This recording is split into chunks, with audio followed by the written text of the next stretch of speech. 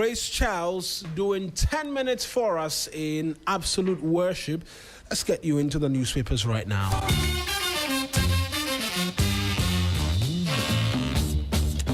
And huge mornings to K. Kujo again, and as always, Johnny Hughes, in the studio with me this morning. Trust that all is well? Charlie, all is well, but the lights were off. It rained. Yesterday was overcast. I was telling a friend of mine, look, it's going to rain. I said, Charlie, you don't work with Metro. I said, yo, it's not where. And then before we knew it, it started raining by 3 a.m., 2:30, 3 a.m. The lights had gone off. And that's where those who are not ironed this morning, I'm sure, they will be hot waters. Because if you work in a bank, you can't show up in a pair of jeans like Ekujo. Even though his is very well ironed, neatly ironed. Yes. Yeah, you can't show up in the jeans like that. Official. Even the jeans, you have to wear a shirt with the tie. You understand? Yeah, Charlie. So always iron ahead. Always. Prepare. Bulk ironers will forever be in the lead. Well, but the point is that you prepare for the opportunity and not have it, than to have the opportunity and not be prepared for it. Support our local business. Support there are laundry services. Yes, around. Visit the laundry service Let them in your neighborhood. Let look, them take off the burden. If you don't want to go to the pressure. traditional laundry, those who lived in the Zongos and the rest, there are people they call washman. You know, they'll wash for you and iron for you. Washman.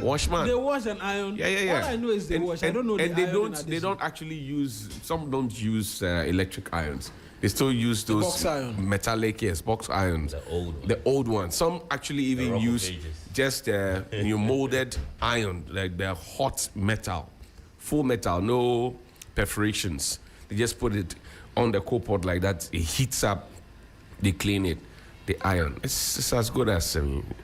I don't care about that, so you decide which one you want to. Washman business, Charlie. What are you talking about? That's always iron. I mean, people don't. Maybe we have to put out this public education. Anytime before 8 a.m., when you iron, you use power to iron, it's cheaper.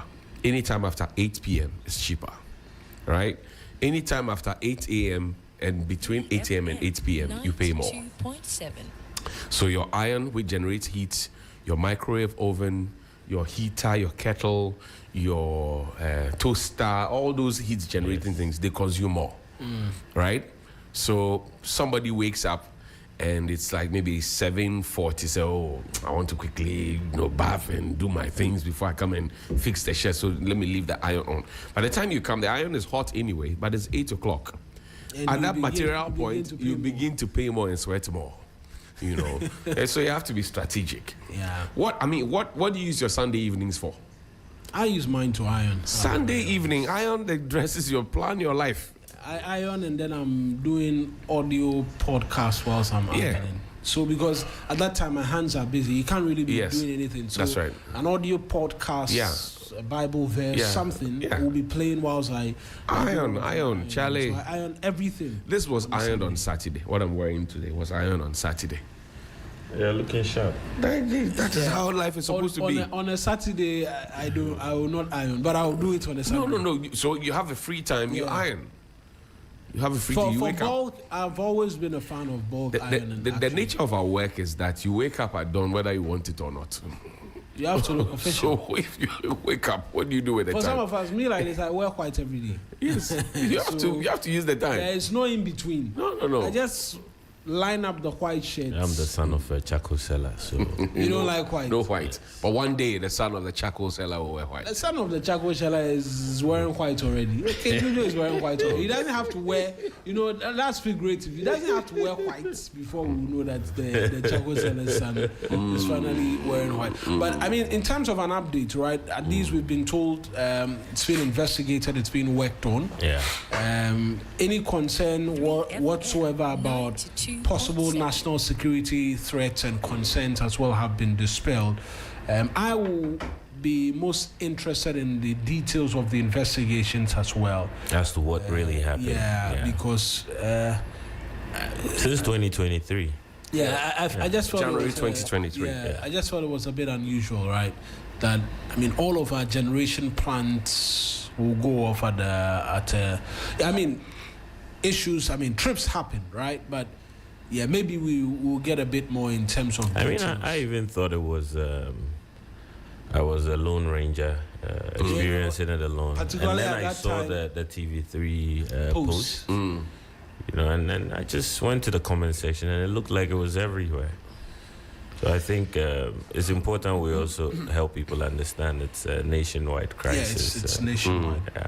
But some persons have begun reporting their power is being restored. Restored. Under that same post by TV3, a few people shared that Power restoration. power had been restored to their neighborhood, and so that's a good start, at least in that regard, and the promise of restoration is fast underway across the length and breadth of the country. But we'll continue to be. Can you imagine lights off in Schiphol Airport? Well, it's happened at Kotoka before. Now Accra International Airport. It's happened there before. The lights were off. Lights went off. Yeah, it happened there before. Rarely does it happen. In truth, this one, if I proceed, my Nigerian friends will not be happy with I me. mean, But That if it happens Yeah, at Schiphol, you can imagine the train networks, the business Everything will come to networks, standstill. everything It will will come to a disrupt. standstill. But it will presuppose that there could be standbys, right, in terms of plans that immediately kick in so where are ours? to ensure that I it was doesn't coming to happen. that. Because look, I mean, and I've always been, on this tangent. We have a lot of sun and heat, solar energy hitting us every day. How are we harnessing it? There are people who live in this country who are not connected to the national grid. So all these lamentations that we have and disputations, they don't care. They don't bother. It doesn't affect them in any way. Why can't we have, as part of the mix, we have hydro, we have thermal, we have wind generation, whatever it is they call it. I've forgotten the term immediately. Why can't we have solar as part of the mix? You can imagine even taxes on solar products cost an arm and a leg. They are expensive, and for a country that generates so much energy via the natural sunlight we enjoy by virtue of being in West Africa, Ghana to be precise. I mean, one would expect that we will be harvesting the sunlight, but we're not. We need to look sharp. Needs to do something. Each time you talk about it, you get one government official or one spokesperson from the energy sector tell you that it's costly.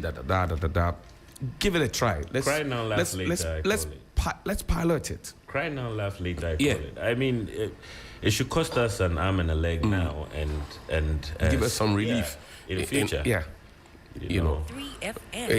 We talk about security. We talk about putting cameras all around. We even had a point where we said we're going to put cameras in every police station because Chief Inspector Ashilevi was murdered and people were freed. We have not done that. You go to some of the police stations, like all these digitally connected that are being attacked. They're not even digitally connected and all that. I mean, these are things that we don't have to wait to feel a certain negative consequence before we start looking at. This is solar we're talking about. I mean, other countries have done it, and we know what burden it has taken off them. Because whatever we're doing with, thermal, it means that we have to be importing the fuel to be able to, get those machines running, right? We will be here and start complaining about global warming and start talking about climate change and start talking about how our Kosombo water levels are dropping and how it's going to affect our power. But we will not be here and complain that the sun is not. Sometimes we even complain that the sun is too hot. We like to cure than to prevent. Oh, come on. It's always the afterthought. I think the last time we had a conversation in relation to energy and all of that, we were told there's a major plan to expand on solar, right? As to how quickly that will be done, I'm not quite sure. If you look at the 2026 budget, and I like to be very specific, what is mentioned is 1,200 megawatts thermal plant to be owned by the state. The Energy Commission and the other relevant agencies under the Energy Ministry have spoken to specific timelines as to agendas to which we can see up to 2,000 megawatts of solar power added to the national grid. It doesn't come off as it enjoys a lot of the prominence in terms of being frontal when the conversations come up in energy matters. So when this government came into office, what has been focus point, particularly with respect to electricity, is us getting a second gas processing plant and then the 1,200 megawatts thermal plant, which we will own as a state. On the fringes, we'll hear the mention of solar, cleaner energy, and all of that. Yeah. But you realize that the focus is, at least from the evidence of the budget and all that, when you go into the working document of Energy Commission and the others, you will see the mention of solar and all that. Yeah. But as to it being front and center, like we'll see the budget says government is for the year 2026 seeking to add 1,200 megawatts of solar power. You're not finding there. You see thermal, you see all of those others. But Gomwa is an exception, Gomwa Central. You guys have a MP, Kwame Asario being A+. Yeah. Yes, it's actually making moves so we can have a solar farm. Yes. Good morning. I don't think it should be difficult for us. I mean, we had a similar situation with Akosombo over a long period until President Mahama in his days decided that we needed the power badges. Yeah. That came at some extraordinary cost to us as well because of the situation. But right? it has helped us greatly. I mean, to the point where at some point we had to move some from the west and take it to the Ashanti region, and the cost of moving it was actually much more outrageous than the cost of procuring the power badge itself. But hey, we know what that has done to us. If we cast our minds back to 2015 and cast our minds back to this point, we're just talking about Gridco telling us that, since January 2023, we have not had this situation until yesterday and today that we have had such a situation. So something has to give at a certain point. Yes. And I'm saying that all these secondary schools that you have that are not able to pay their electricity bills, they have sun, they have roofs. Yes. I see innovation in most of the government institutions. It's an opportunity for artisans to look at the presidency, for example. The car park at the presidency, one of the car parks, has solar. Yeah. I went to ANC Mall. Gifek, right? Gifek and Tanko Rashid's place. Computer. It has. I'm talking about what I have seen. ANC Mall, same thing. Beautiful ANC Mall. And so you find that the bills that the people pay is actually reduced because there's standby and there's power. If we are happy to import hybrid vehicles into the country, right? What is the difficulty in trying to add on solar to say take 30% of the burden off, right? 30% of the burden off, so that people can then contribute to, the long-term replacement of the batteries. Yeah. What's Charlie? Well, solar conversation will come up every now and then because inarguably it could be cheaper. And we have the sun in abundance, such that we're always complaining about how hot it is and all of that. And people are enjoying this weather more than any other in terms of being able to freely move around. Right? The heat, sometimes if it comes, it can be a bit overbearing. But you don't thank know God the for Kwakwa people, whether rain or shine. Oh no, them day. As for this weather usually produces a lot of April, May bonds. April, May, June. Yes. I thought you were going to say fish. because you know, it's around this time that fish as well is caught quite some number because it's a bit cold. I'm not talking about fish. Talking about children. I mean, people are casting nets. It's fishy. It's fishy. It's fishy. What you're saying is very fishy. Yeah, saying it's fishy. Yeah, being fruitful and multiplying. But I'm also talking about farm produce, at the sea level. harvest from the sea, that's rivers when and lakes. The harbor war and all of that, they'll do a lot of catch and what have you. But times have really changed though. When I was growing up, I remember that people would come all the way from the Gamashi area in Shogun or Jamestown, Ashatown, Osu and the rest, and they would have these aluminium pans on their heads, and they had mackerels, you know, fresh from the sea, and then they would be shouting, "Hey, mo, hey, why fresh?" Hey. These days you don't see them. I mean, there's always that bumper catch, and it was cheap. It was very affordable, and back in the day, you could have people come around with booty and shallow. These days, there's Dija. All you have to do is go on their platform. Well, but the point is that those people, as part of the mix for the local economy, also would have lost out. And that's why most of them are not happy when we start talking about close season and all those. They are not happy. They are the least happy. They think that, Charlie, we were already suffering. Now you are bringing on these things. Somebody has to explain to them that this is the essence of what we're trying to do. Yeah. That's one. Number two, I've also seen that, and I am happy that you mentioned Homo. There's something called Inshobulemo, right? Inshobulemo. And I don't know how to explain it in English, but it's a ritual that is done. See, yes, at the sea. Because I know inshore. Inshobulemo. Inshore now it will be sea. Yes. So inshore will suggest Inshore now will be the beach. Like, how do you say sea in your language? Achapu. Achapu. Yeah, I speak Vedome, so okay. It will be different from how that's right. Anglos will say Now, back in the day, they would have maybe a whole cow slaughtered, libation will be poured, and then the carcass is tossed into the what do you call it? Into the sea. Yeah. Okay, to attract the fishes. I saw that growing up as a boy. These days, Charlie, when the thing is slaughtered, it's the intestines that you find. The meat. People want to finish the meat. Now, how do you want the fishes to come? You know, the fishes too like Yemadia. The fishes too like the meat proper. You know, but I mean that's just the funny bit of it. Yeah. I don't know when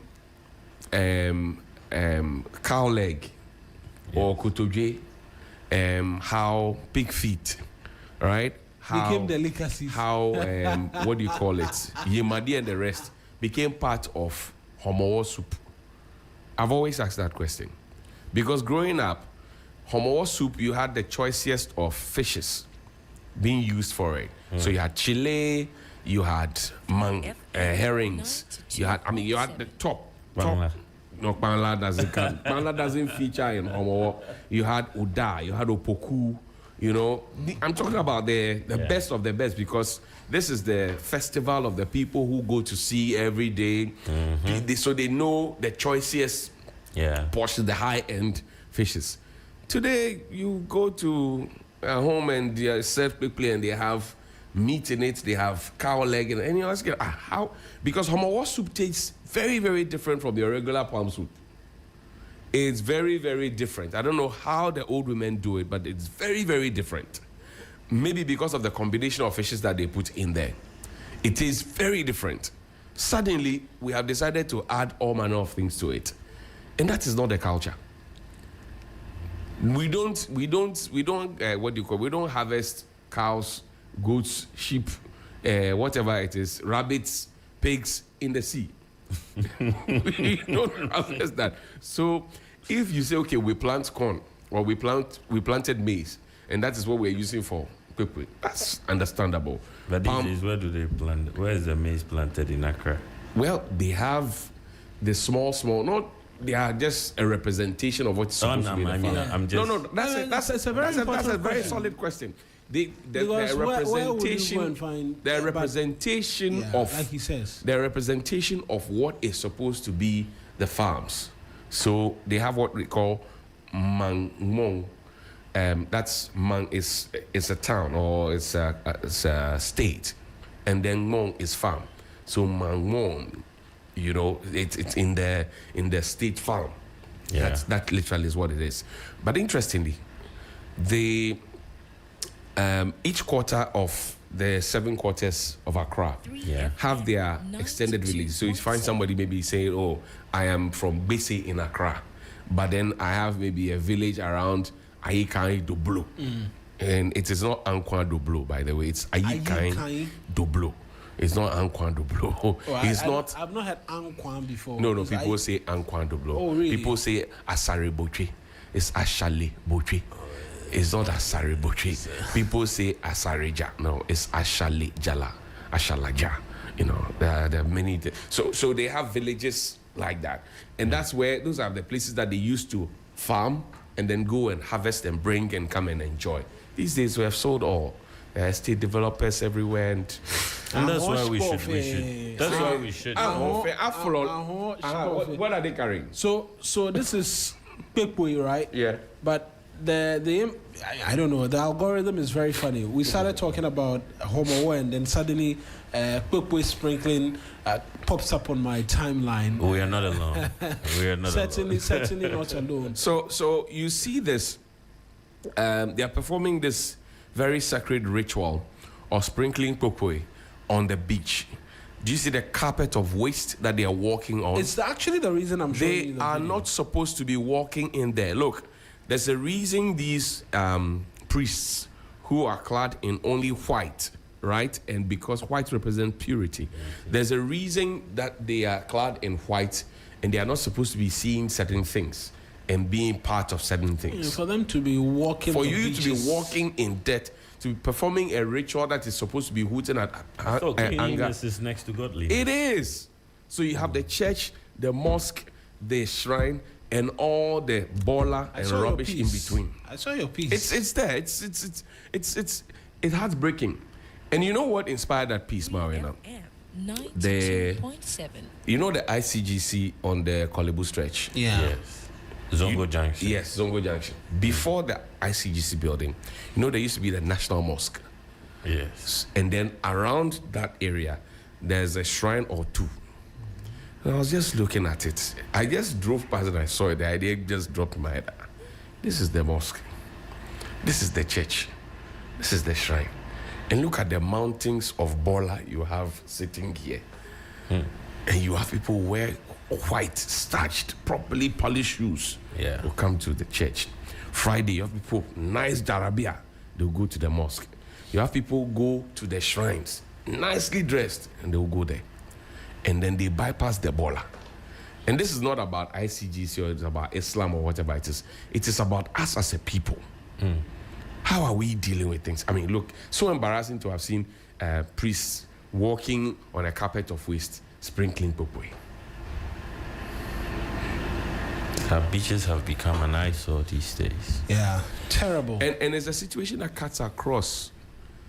You go to the eastern region, you go to the Ashanti region, you go to the north, you come to Accra, you go to the western region. Yes. It cuts across. It cuts everywhere. across because when we are about to have festivals, whether it's Homowo, Ojura, Ohum, Akwesidai, whatever it is that we're going to have, then we suddenly remember that, oh, the mausoleum, the cemetery where the royals have been buried has not been weeded. So let's quickly organize some people to go and weed there and cleanse the place before we come there. Yeah. What happened to regular weeding of the place? It's like in the late 90s. I mean, you'd only see a lot of activity in terms of cleaning and organizing when we have visiting heads of state.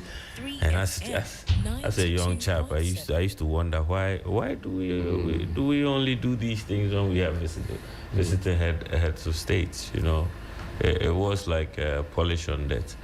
But now back to the conversation on Solar. Where do they plant the maize? I think we should encourage urban farming. You know, urban farming should be encouraged. Because, I mean, Accra can be blamed for sacrificing its resources to the vast majority of Ghanaians by virtue of being the capital. So, if that is the case, I think urban farming should be encouraged, especially to help deal with food insecurity, as we have seen in the mid-year 2026 mid-year budget review. Yeah. Just on that score, right? And I think about urban farming vis-a-vis how we are developing the capital. A vast majority of the capital has already been developed. Subsequently, there are templates as to what community should look like. We've seen government policy which is encouraging backyard farming, gardening, and all of that. But if you look at what developers plan or what they have in terms of, what's the name of that thing they do? The 3D projections. They can do 3D projections. Artist impressions, yeah. Right? When you look at artist impressions as to what urban communities are supposed to look like, you can see the adverts, commercials everywhere. Yeah. You see high-rise billboards and all of that. 92.7. There isn't anything of that sort which suggests I haven't seen a developer who's selling their property and things of a value addition of urban farming. Like, my estate has a vertical farm, or my building has a vertical farm. Where you can go. And so I asked myself this question, right? Always, I'm trying to find the balance, the nuance. Yes, Accra is not the only place, and so we can grow food elsewhere. I mean. The eastern part of this country is pretty much, particularly southeastern, could be described as a breadbasket. Suburban. Yeah, can become the breadbasket of this country. It's lush green. There's the Volta Lake, part of the Volta region, which is lush green, which can grow food for the entire country. It's been discussed over and over again. If that were to become what happens, right? Because it's not. Still, we're getting food from the northern part and all of that.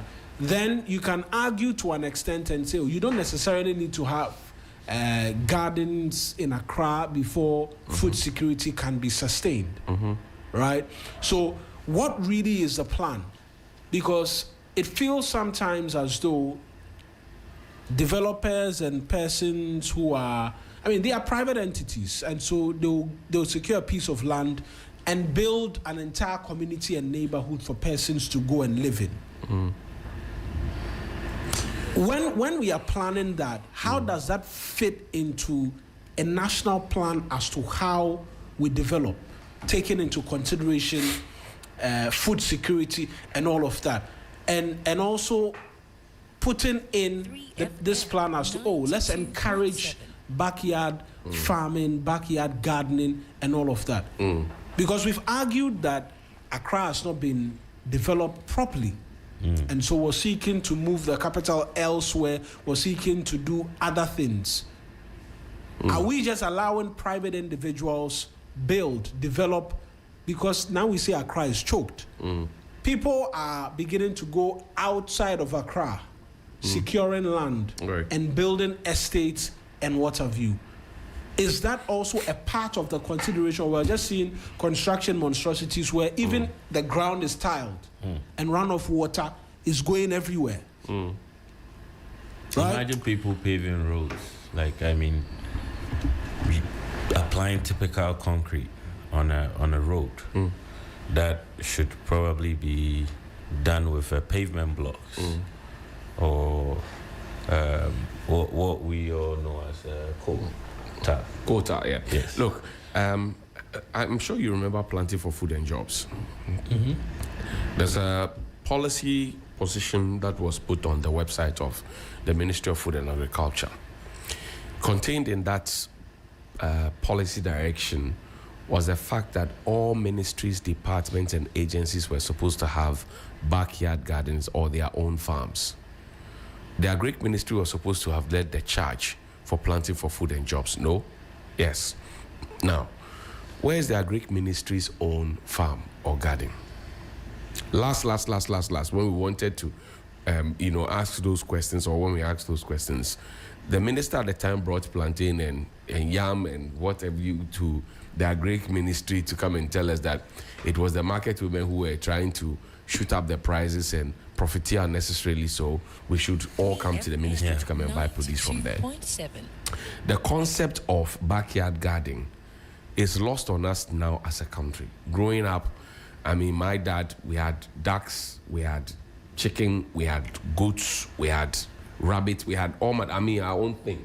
So we didn't struggle at a point. My dad tells me that he inherited that from his father, and it was actually intensified during the period when Ghana was going through its, its starvation period, the 82, 83. Yes, and so that was when the resolve came, and he didn't struggle to do that because this was something that had lived with them. He just had to expand and to make sure that they always had something to eat on their own. We had spinach, we had yam, we had cassava, we had okra, we have tomatoes, blah, blah, blah. And Marina, it will interest you to know, maize, for example, 3 to 4 months, it's ready. Rice, 3 to 4 months, it's ready. Most of the things that we consume, the day-to-day staples that we consume, tomatoes, pepper, 3 to 4 months, they are all complete. So now you ask yourself why we as a country are more interested in going to the market to buy these things. It's good to go and buy, but can we also prepare for when those things are not there? Say, tomato is not in season. But we also import tomatoes from countries like Spain, etc., where tomatoes have never gone out of season. Burkina Faso, where tomatoes have never gone out of season. How do they do it? We have a lot of engineers in this country, and we have a lot of scientists in this country. Improved seedlings, is that what we lack? Can we work at it? Or do we have some at CSIR that we don't know about, that we are not supporting enough for them to be able to produce those seedlings that is fit for our market? The tomato conversation, for example, is settled on the fact that, the tomato from Burkina Faso is harder and it stays longer. Our species here is softer and it rots quicker. Okay, so if we know that, what do? We have scientists here, we have labs here. Can we get the same species so our people can plant it here? Those things, those kinds of conversations. I went to CSIR when back in the day, I think in 2015, 2016, when you were here at Media Journal at the time, 3FM, I just started, and maybe Phil will bear me witness. Phil, you see the APL building. Back then, it used to be the radio canteen area. That used to be the old TV3, clubhouse. There were some flower beds there. So we went to CSIR to do a story. When we were leaving, one of the gentlemen gave us banana seedlings, 2. When we came back, we said, banana seedling, when is it going to grow and fruit? So we just came and dropped them in those flower beds. We left them there. And then 2 of the guys, Danny and Babana, they came, dug the ground and planted the thing and left it there. Marina, after 6 months, that dwarf tree has started fruiting. Phil, I started fruiting banana, and the banana was tasty. This was from CSIR. Our own CSIR. The tree no go top us as we they sit. You no go top us we. Yeah. That height is just short like that. And it was fruiting. You cut the thing off, you go and chop. 2 weeks you come. When it started fruiting, it was just fruiting. 92.7. Our own CSI, they had this, and they still have more, a lot more. In fact, how are we giving them? Let me. I'm going to add on to what you're saying. We have one of the best, right? If not the best, in terms of crop research. I recall when, at the height of the tomato conversation, when we were doing importation, there's this professor we spoke to whose name has just escaped me slightly. I replayed that interview on radio in the morning because he spoke to Martin Asiedu that on Hot Edition the night before. He's worked with CSIR for decades. Says, look, other countries come and learn from us so that they can go and better their crop and yield. The research is there. We've done the research. In fact, the conversation about comparing our tomatoes with our West African neighbors, Burkina Faso, we've done research. We have everything that if we want, we will see yields in leaps and bounds. But he believes it is not. We are not serious enough. When we talk agriculture, we're not serious enough in being food secure, and so if we will boil down into the government's Feed Ghana project, right? When you boil down into the details, you find a seeming disconnect. Right.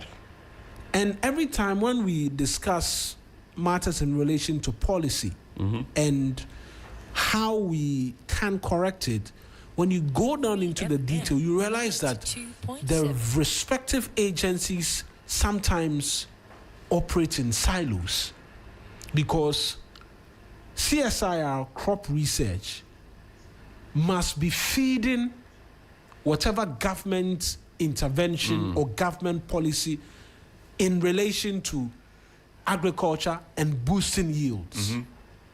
There must be a direct correlation. In fact, we cannot have a conversation as to improving yields and CSIR. It's not part of that must not conversation. Be a part of it. Yeah. And yet, when we have such conversation, I'm saying when you go down into the detail, you find a seeming disconnect. So you realize that, one party will come with grand vision, grand this, we want to do this, we want to do that. And then it almost seems like it's hanging at the top, hasn't come down properly for other sector agencies to own and appreciate it. And so you hear the conversation that, do a backyard garden, and we are also trying to grow as much food as possible. And it seems scattered. In fact, even how we want to, because can I wake up on a Monday morning when I'm supposed to be here at dawn and say I'm doing a backyard garden? You can. I mean, from Asadote Papo. No, he does. I do some backyard garden as well. And I'll tell you, if you harvest tomatoes from your backyard garden, and you don't need a big space to do it, what I've done in the past is that you see these. You go to maybe any of the malls.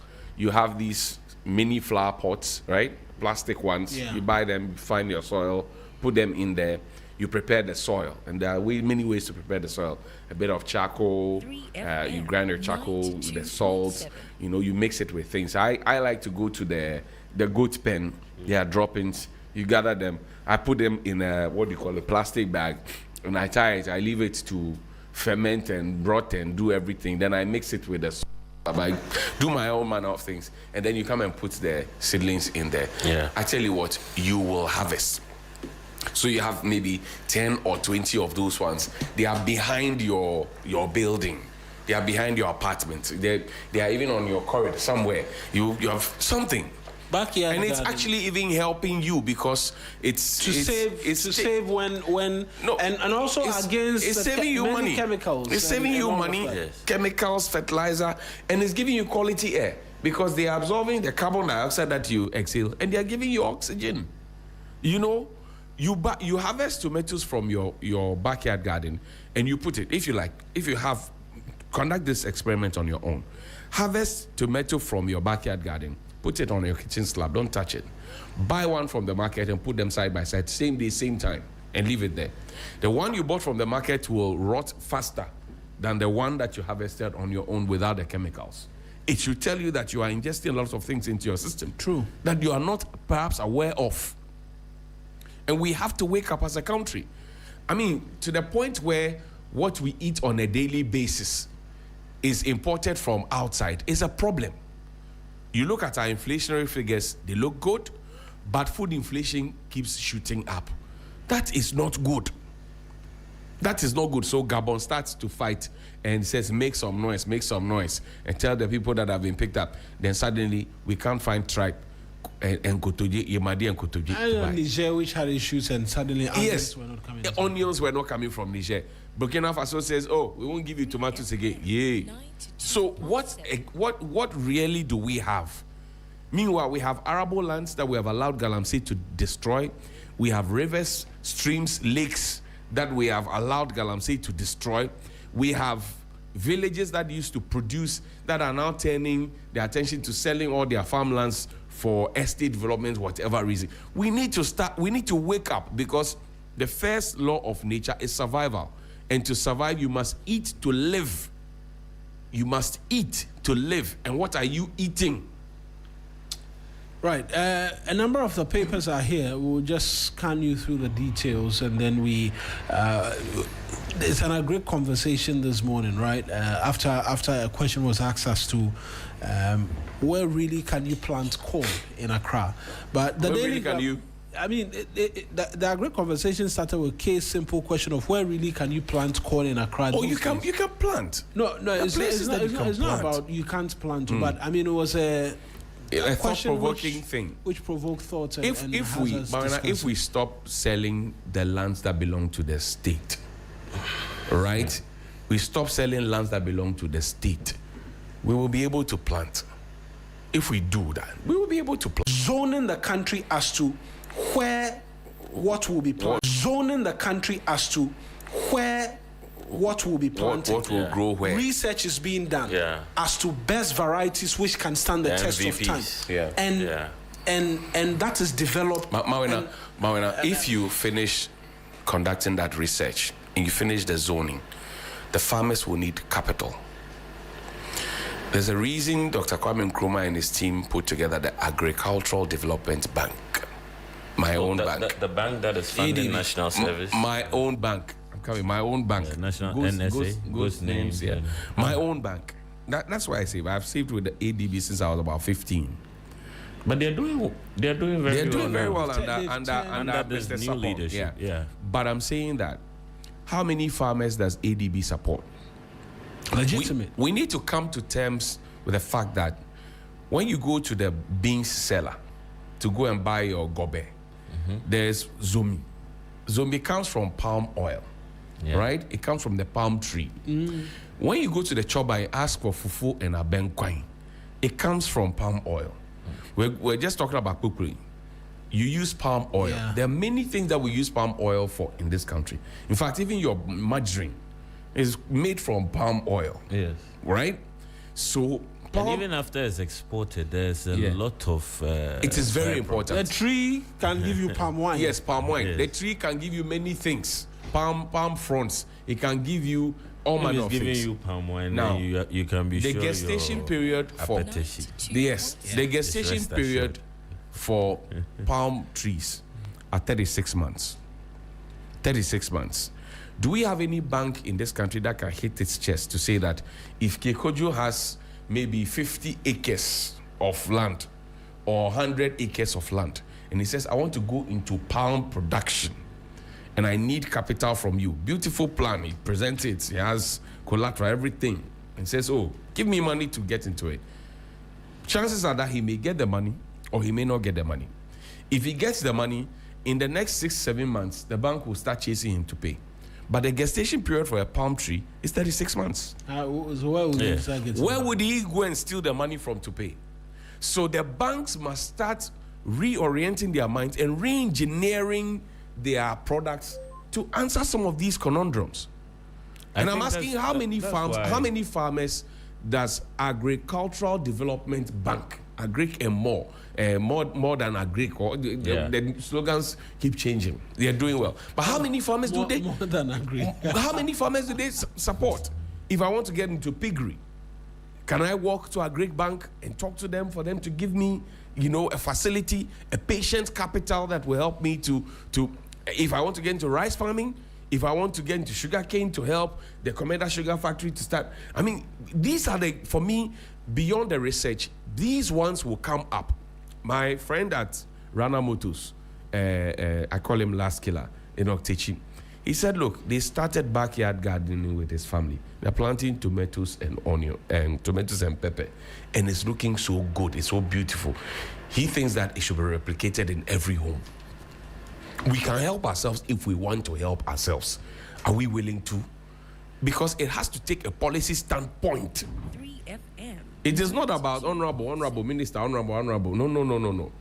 The deputy minister for Agric, our deputy minister for Agric and MP for IRS West Wogon, John Dubello, he's into farming. He does ginger, he does poultry, he does some other things. When is he organizing a master class? It was one of the many things which it would be awesome to see him organize a master class. How it is done. Yes, on how it is done. I mean, look, Fred Morrison. It would be awesome. We speak to Fred Morrison, Chamber of Agribusiness. He is also a farmer. There are many young people in this country who are doing farming. A lot of the politicians Apia Kubi, Andy Apia Kubi, Wuntumi's lawyer, or Wuntumi's the former lawyer. Yeah, he's a former lawyer. Not a current lawyer. It's Atachian. Okay. So Andy Apia Kubi, he is a farmer. Yeah.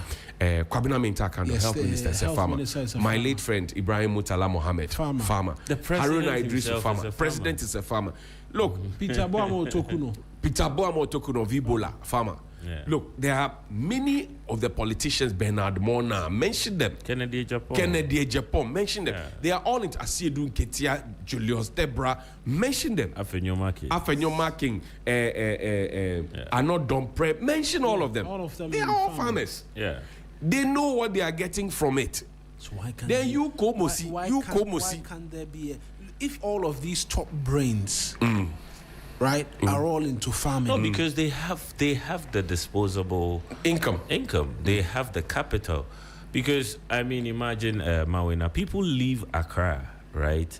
They sit in Accra, find off-takers for products in the north, overseas, and leave Accra, relocate to the north, start a business, become even more successful than indigens in the north, because of a lack of capital. Because over there getting capital is harder. But even Accra, even getting capital is harder. You can imagine. You can imagine getting capital up north. Because for me, I say that, look, the fact that we are able to sit here and mention all of these top names in agriculture, Yeah. and consistently for a very long time, all of us when we were in basic school were told agric is the backbone of the Ghanaian economy. I don't think it is these days. It is. Look, Marina, Right. Once upon a time, When the last tree We dies, the last man dies. Yeah, We yeah, used to hear that as kids. What happened to that? Once upon a time in this country, we had what we call state farms. We had state farms. Farms that were producing poultry for us, eggs, chicken. We had state farms that were giving us maize, rice. We had state farms that were giving us yam, cassava. And people were recruited to go and work there. So people were making a living. And then at some point, we just decided that let's collapse it. So the big men at the state farms will have their girlfriends come, they will harvest their food and bring da. My uncle, you know the Tuba area? Tuba on the Kaswa Road, the Tuba area. My uncle, my late uncle, the late Freddie Hughes, they were the ones that developed there's a whole irrigation dam at the Tuba area on that hill. A whole irrigation dam. That area is supposed to be an area where we're supposed to be planting food to feed everybody down south here. We have sold all that place and turned that into accommodation area. No problem. What is the plan for the dam? Did we even think of leaving a small portion of the land to say, okay, every 3 months we'll come and harvest some tomatoes from here because there's ready water. Less something. Cassava. The dam is still there. It has not been collapsed though. Yeah. Tuba, I'm talking about Accra, Tuba here, right now. When I was young, I remember we used to go there.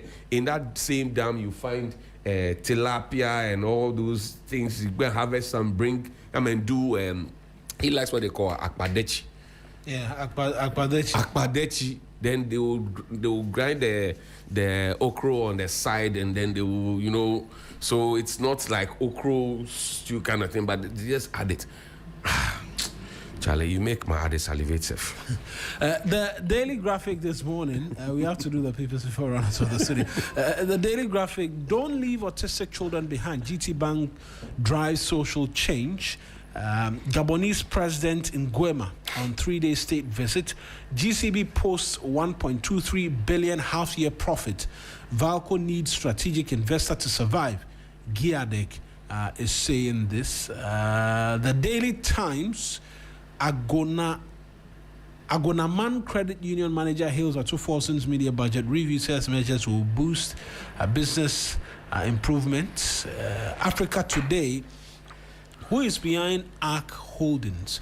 Local union chairman poses tough question, says no threat will stop their rejection of Valco sale to ARC Holdings, reflecting on how public and opposition pushback halted the 100 million privatization of Valco. Bright Mensa Tagbo declares bid for NDC Dom Kwabenya, a deputy secretary position. IEAG, Importers Exporters Association of Ghana, demands sanctions and refunds as shipping lines defy 720 cedis container fee cap. Also here, learn from NPP's 2024 defeat. Groups warn NDC against grassroots neglect, and tension brews in Kenya. Number one, as Asantehene Distools Nana Kwabna Nsia Abebiu. The custodian, I think we have the custodian newspaper here, so I'm going to skip that. Daily updates. Unlimited Supreme Court appointment to risk political manipulation. Togbe Apeda is saying this. On the tables, 10 alleged rape suspect dies after confrontation at Achim Batabi. Ajwa Safo keeping our father's body from us. Family raises concern. Nearly 2 million young Ghanaians out of school, working and training. GSS.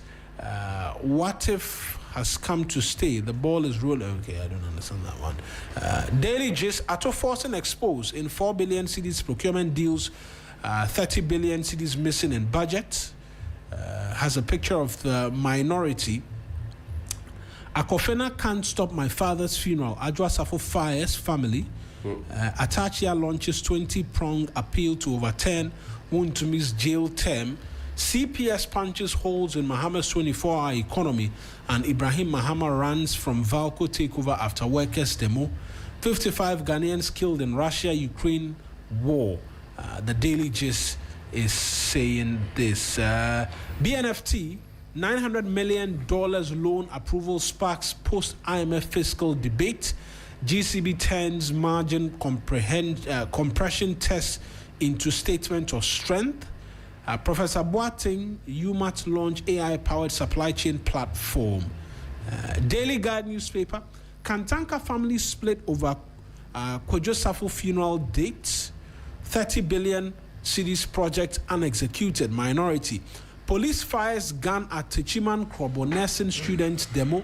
4 arrested. Court to be automated nationwide, as according to the CJ, and pastor arrested for fraud, sharing nudes. That's good. Arrest him. Can't be sharing nudes. The Publisher, all set for Apostle Safo's funeral. Ajwa Safo urges public to disregard Akofena. Patrick Boama, blast finance minister, accuses him of hypocrisy. CPS questions budget credibility. Another champions African traditional medicine. These days, less of him in parliament and more of him on the African continent in terms of work being done there. Ochehene officially informed of Yana's death, invited to funeral. And Apostle Kwadwo Safo, a life of faith, innovation, and vision. Those are the ones that I have. Daily Analyst, Ajwa Safo, brother battle over father's will. IMF approves final review. Okaikwe Central MP accuses finance minister of procurement breaches. Sanarigu MP tout economic recovery as lending rates fall, credit ratings improve. 32 more Ghanaians evacuated from South Africa arrive in Accra. Transport unions suspend planned 30% fare hike after meeting government. Okay, the papers you have. I think I have the. Yeah, the I have here the new Crusading Guide, which says, I have no interest not offered to acquire Valco. Ibrahim Mahama fires mischief makers, threatens to sue. And ignore Akofena, my father's funeral is coming off. Adjo Asafo assures Christo Asafo Church public. And CPS detects 30.7 billion Ghana cedis gap in mid-year budget. Independence on trial, the fight for Ghana's anti-corruption soul. And Yoko declares Emmanuel Abebio wanted over alleged multi-kilogram fraud. Yes. Gold fraud, eh? Yes. That's a story I'd like to touch on. Asante community installs Kwejo Jedu Broni, head of family in Gomoa. And then the source, biography, Odeneho Apostle Emeritus Professor Engineer Kwejo Safo Kantanka. Colombia to close down embassy in Ghana. Akofena can't stop July 30th funeral. Ignore him. Adjo Asafo rants. 2 million youth. That's tomorrow. Have no jobs. Not in school. Idle. GSS speaks. Ghana Statistical Service. Government flagship policies failing to create jobs. CPS. And then the Inquisitor says NPP 2024. Poor show in Ashanti. Baumia caution against those who divided polarized region. Sir Obama Pokwase writes, independence on trial, the fight for Ghana's anti-corruption soul. And then Parliamentary Committee on Economic Development Lords MPA. Africa's mineral boom must not become resource curse. In terms of Africa's mineral boom must not become a resource curse, I'd like to link it to the story of the Yoko declares Emmanuel Abebio wanted over alleged multi-kilogram gold. You know, I think a trend that has come to light is, regardless of how much Gold Board seeks to regulate the industry to remove, excrescence. Well, the news center this morning says nearly 2 million Ghanaian youth idle, according to the Ghana Statistical Service. The story is on page 4. We know the story about youth unemployment in this country now. It's shot up to 2 million. The last time we remember, we were told that 2 million jobs had been created. Also, CPS exposes major inconsistencies in mid-year budget data. Dr. Edu Owusu-Sarkodie's photo comes with the story. Nursing trainees accuse police of brutalities during demo, and I saw a few of those pictures yesterday. Quite worrying, quite disturbing.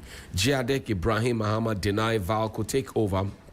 And but what is the way forward for the $600 million investment required if workers are opposed to strategic investor? That's the question being asked on the front page of the news center.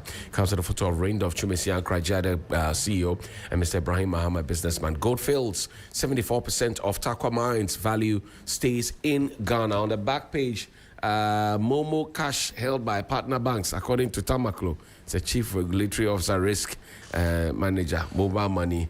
Something at MTN. Well, the Informer newspaper says Galamsey fight. Chiefs turn to deities for intervention. Oh, are they saying they are incompetent? Yeah, I didn't ask that. I saw the video. I didn't ask that. Invoking cases. K, you shared that. Yeah. video. Yes, I didn't ask that. But wait, so how do the people get in there? Anyway. Well, in this issue, the gods are not to blame. Sleeping. Ghana grabs $4 million security package. Mahama pushes code of conduct law. Supreme Court judges affirm Ghana's 2-term presidential limit. Forgive me, Mr. President. Jailed Wontumi begs Mahama for mercy after 20-year sentence. Oh, politics, religion mustn't divide Ghana. Comes from the Interior Minister. Independence, accountability, and the future of anti-corruption enforcement in Ghana. And finally, for me, the Inquisitor, NPP 2024 poor show in Ashanti. Baumia cautioned against those who divided, polarized the region. Comes with a photo of jailed MPP Ashanti Regional Chairman Wuntumi means you can't, and Dr. Baumia. These days, obey to me. Inside the Zontoli. Say Obama Pokwasi writes independence on trial. The fight for Ghana's anti-corruption soul. Okay. Parliamentary Committee on Economy Development lauds the EPA, and Africa's mineral boom must not become resource curse. Mida boss. The mineral boom must not become. But I just have to say the funeral is happening. Yeah, it's tomorrow. And said the date is from Otufor, not her, and that we should ignore Akofina. There might be some trouble brewing on that front. But how does a man who didn't want any trouble die and suddenly there's trouble all over? Yeah, so it's a question. The same thing happened with Lumba too. Yeah, when a man dies, all his secrets go with him. Well, but now the secrets are being told. Faith, a part of history no longer known. Okay, recite poem for you. Charlie, literature be that too. Charlie. Let's get into sports, guys, and great appreciations to Johnny Hughes as well as K. Kujo. We'll do sports with Mutala Yakubu, after which we'll get into our big conversations for you here on the show.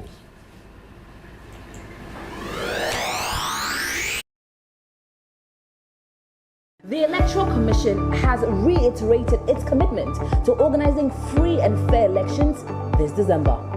How's your week treating you? I'm here to serve you great music tidbits for your at-work listening pleasure. Rastafari, Rastafari, Rastafari. Our Father, who art in Zion, Kanamawe, Kanamawe, Kanamawe. Oh, turn it up! Come into the mountains, sight and I grandfather. It's time to drive you home in style. I was enjoying the conversation you guys were having. Which one?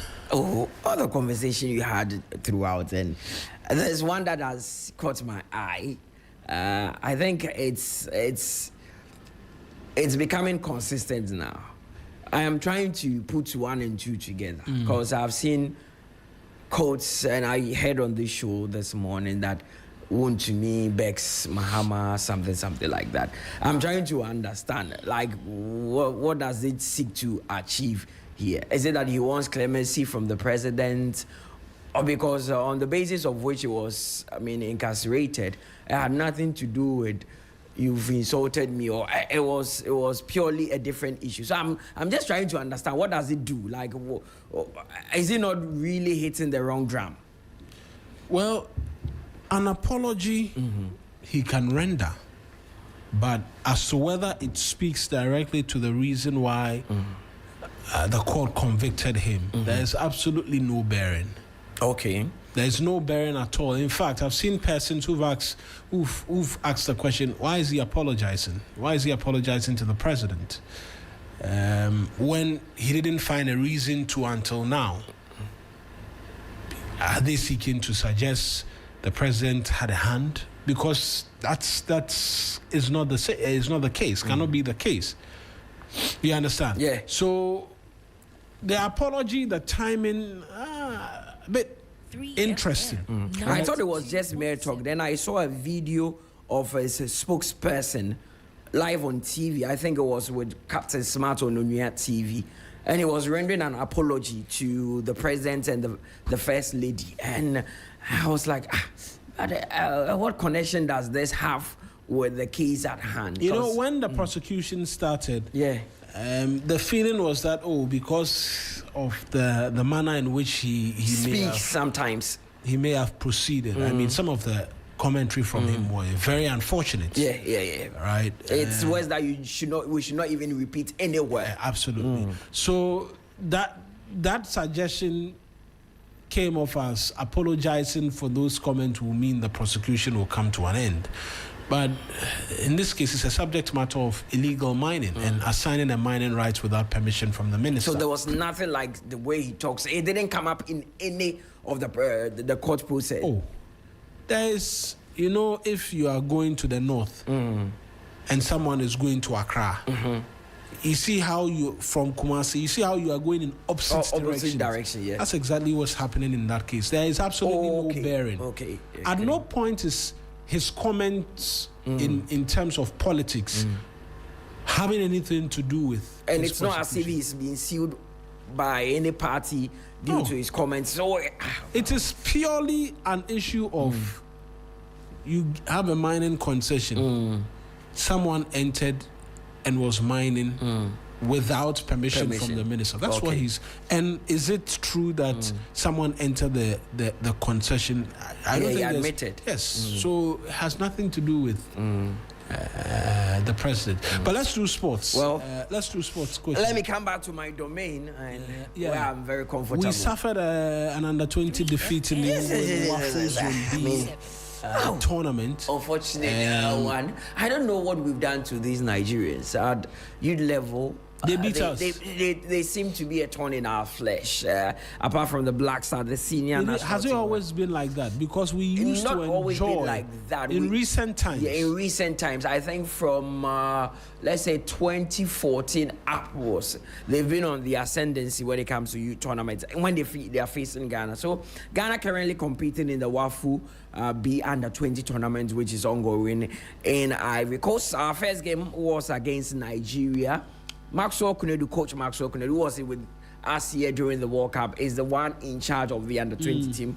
He suffered a defeat in the first game, 4-2, and it wasn't a good one, but he says that the boys will bounce back. On Thursday, tomorrow, they'll be playing Burkina Faso before they wrap up their campaign against Togo. He says that maximum points for we've seen the cracks in our team. He says that all these cracks will be covered so that in that game against Burkina we get victory. But it's a good exercise for the team. You know that Ghana has won the bid to host the under-20 Africa Cup of Nations. So this is like a preparatory ground for this Black Satellite team ahead of that big one, which Ghana will be hosting, and a lot of people will be expecting the nation to host and actually win. So let's see what happens tomorrow. Last time we won under-20 was we won Adia. No, we won an subsequently we've won under-20 Africa Cup of Nations in 2020. Just right after winning that COVID-19 struck. So we couldn't go to the under-20 World Cup because the football calendar had changed. If not, the likes of Fatah Isahaku, Free Ebani. Yes, I remember Matthew that. Enim Kujo, those boys, those were the boys. that. Dan Lad Ibrahim, those were the boys. Where is playing. Dan Lad? Dan Lad is currently in Ethiopia. That's where he's playing. He's a starting goalkeeper? Yeah, he's a starting goalkeeper for Coffee United in Ethiopia. That's where he plays. He even married just a few days ago. He came to Ghana and got married. So, Free Ebani, Free Ebani is still in Switzerland. He plays for Aurora in Switzerland.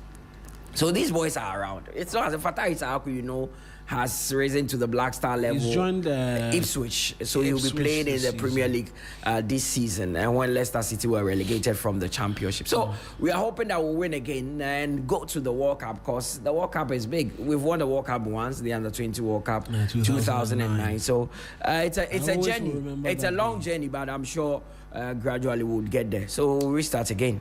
A bit more football on the women's front this time round. Yesterday, shock defeat. Shocker.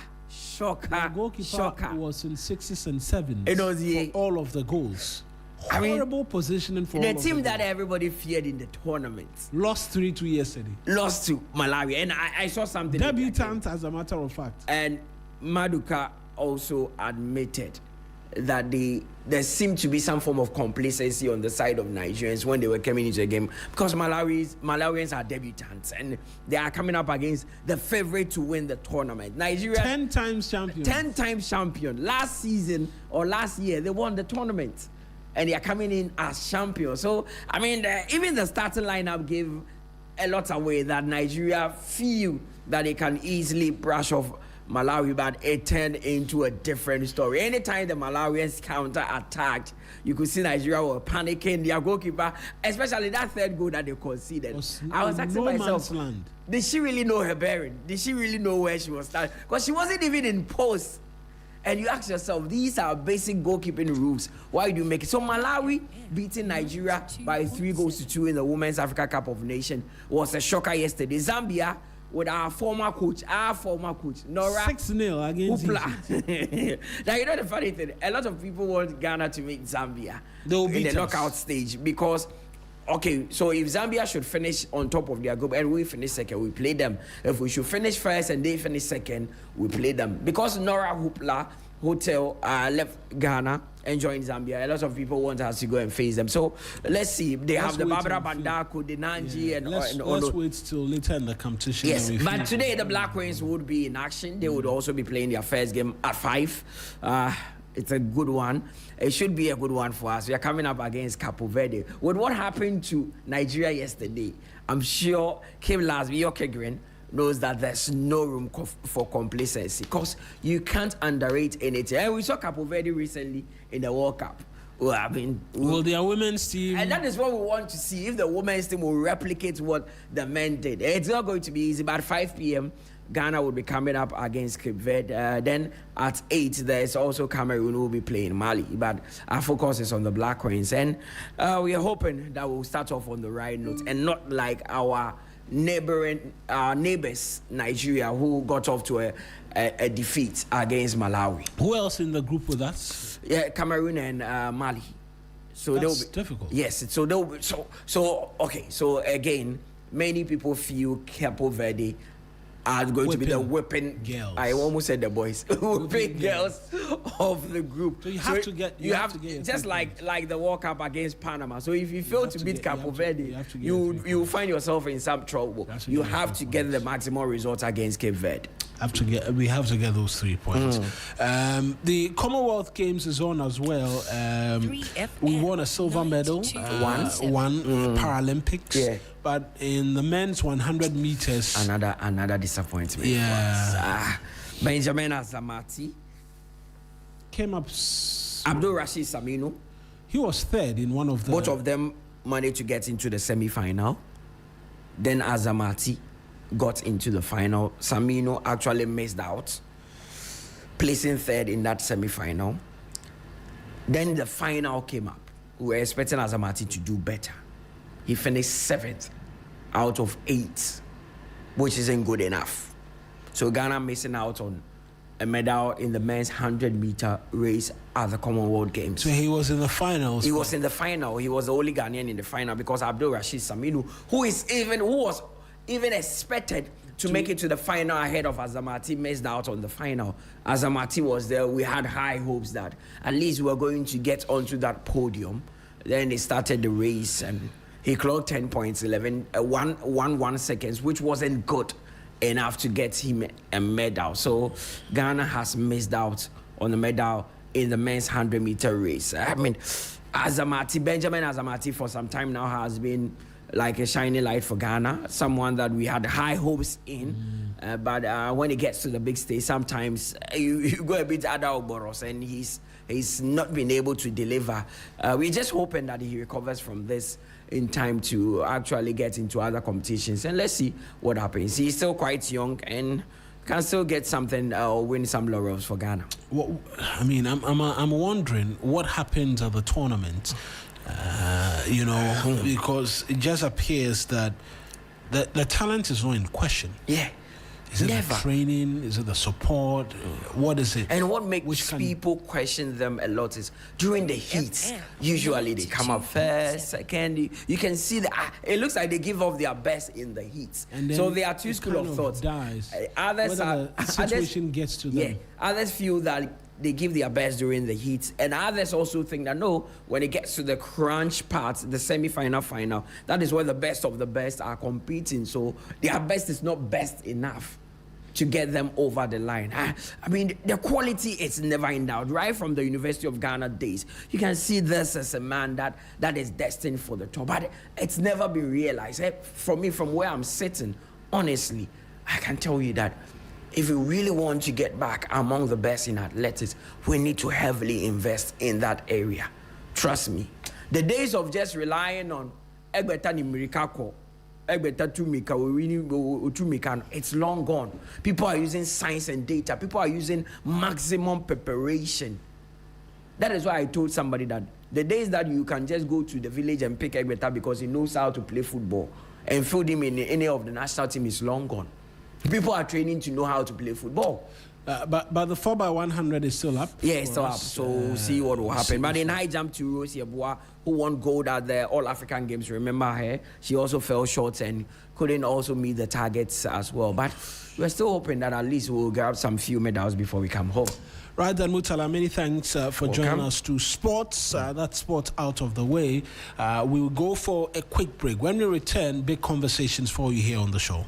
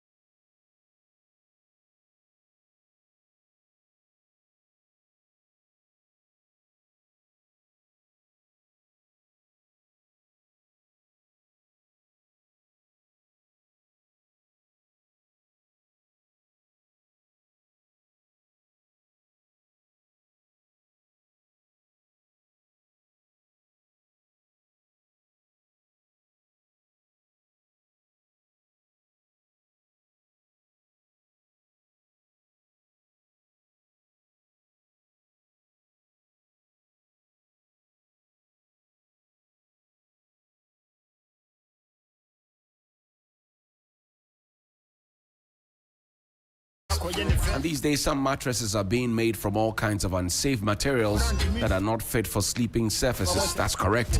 These mattresses, as you may well know, they may be cheap, but they can also be harmful to your health. They don't meet Ghana safety standards and will end up costing you more in the long run.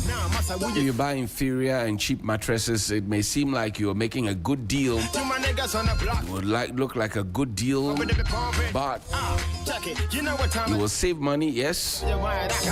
In the long run, you will fall into a deep hole, a deep trap. If you haven't slept well, you cannot work and think well. It's basic. And ultimately, you're putting your health at risk, which can also cause you a lifetime discomfort and chronic pain. I don't want you to go through that. Now, if you're a responsible citizen, which I'm sure you are because you listen to 3FM 92.7, particularly on the Sunrise Morning Show, you should invest in safe, durable, and certified mattresses. That's why we must all raise awareness to protect our families, our children, our spouses, and those near and dear to us across the country.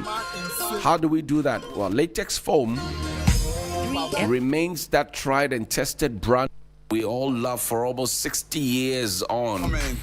They offer you unmatched quality and durability for every Ghanaian home. Choose latex foam. Now, make that smart choice right now. Talk to them on 0302-231-155. That's 0302-231-155 in Accra and 0322-029365. That's 0322-029365 in Kumasi for all your inquiries. Alternatively, you can also walk into any of their outlets nationwide for your preferred choices. You can also visit them at www.latexfoamghana.com and all their social media platforms. Don't settle for less. Go for quality. Buy latex foam or else they do yourself. They do your body. Latex foam is your partner for life.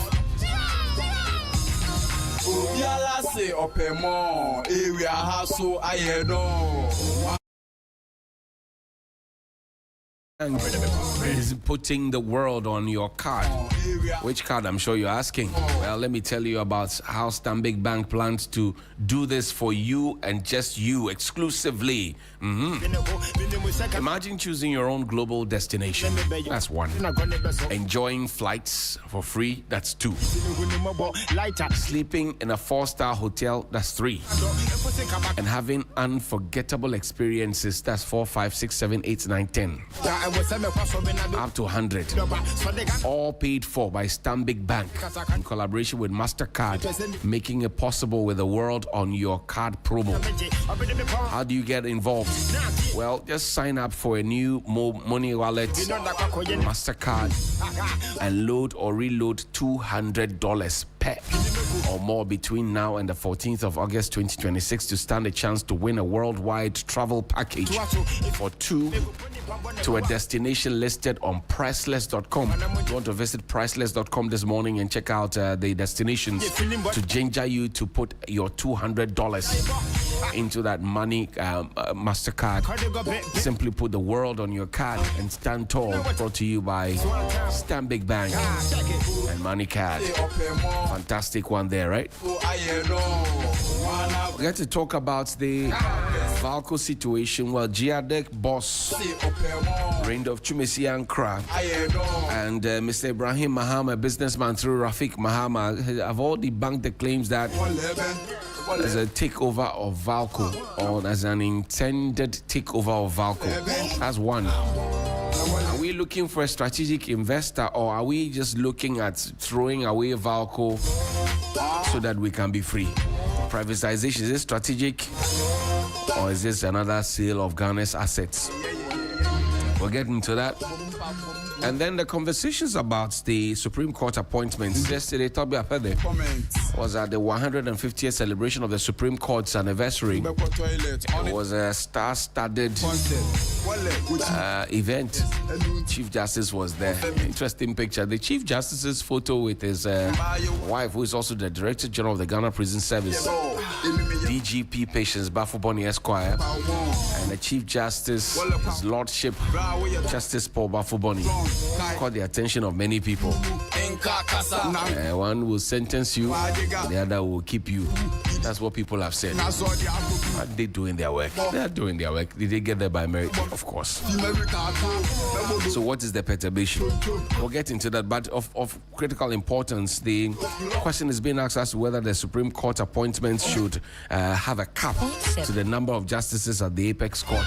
We will get into that conversation. There's supposed to be a starting point, but there's no cap. We will have to get into that conversation. And then we will also talk about the transport fare hikes, which have gone on hold yesterday. The driver unions decided that they were not going to go on that tangent. But the question is, if they have decided to show good faith by not going on that tangent, is the government able to prevent another increase at the pumps? Well, I am not so sure, because as of this morning, fuel prices have gone up again marginally, if you ask me, but they have gone up anyway. And I'll share the detail with you. I have somebody who shares some fine detail with me, so at least if you go to GOIL, you go to Total, you go to Shell, these are the prices that you're possibly going to get. As of 6 a.m. this morning, the 29th day of July 2026, Fuel Super Save, that's your regular super, yeah? It's selling now at 14 cedis 99 pesos per liter. Fuel Save Diesel, or diesel, is selling at 17 cedis 98 pesos per liter. And V-Power is selling at 17 cedis 89 pesos per liter. Just last Thursday, it had changed to 14 cedis 78 pesos per liter. So it's gone up a bit. 78 to 99 pesos. And then the Fuel Super Safe Diesel had moved from 17 cedis 82 pesos as of last Thursday to 17 cedis 98 pesos. On the 16th of July, it had gone up to 15 cedis 20 pesos for super or petrol, and then we had 17 cedis 70 pesos for diesel. V-Power was 17 cedis 40 pesos per liter. Prior to that, on 1st of July, it was 13 cedis 99 pesos for super, and then diesel was 15 cedis 95 pesos. So it keeps going up and down. In fact, if you cast your mind back to June 13, it was 15 cedis 43 pesos for super, and then diesel was 60 cedis 79 pesos, V-Power 17 cedis 40 pesos. And then by the 1st of July, we had a drop all the way to 13 cedis 99 pesos and 15 cedis 95 pesos. As we speak now, it's 14 cedis 99 pesos for super or petrol, and then 17 cedis 98 pesos for diesel, and 17 cedis 89 pesos for V-Power. We'll take a quick break. When we return, I'll introduce my guests to you, and then we get the conversation on the road. We want to find out from them exactly, what their opinions are regarding the subject matter that we have to deal with regarding VALCO, whether or not the government or the powers that be are able to prevent another increase in terms of the prices at the pump, or whether or not we have to put a cap or a ceiling on the Supreme Court appointments that we have. It's been a matter of great concern to many people. On return from this break, we will get into that detail. Stay with us here on Sunrise on 3FM 92.7. Some 29 minutes to top of the hour. Greetings in the name of His Majesty Emperor.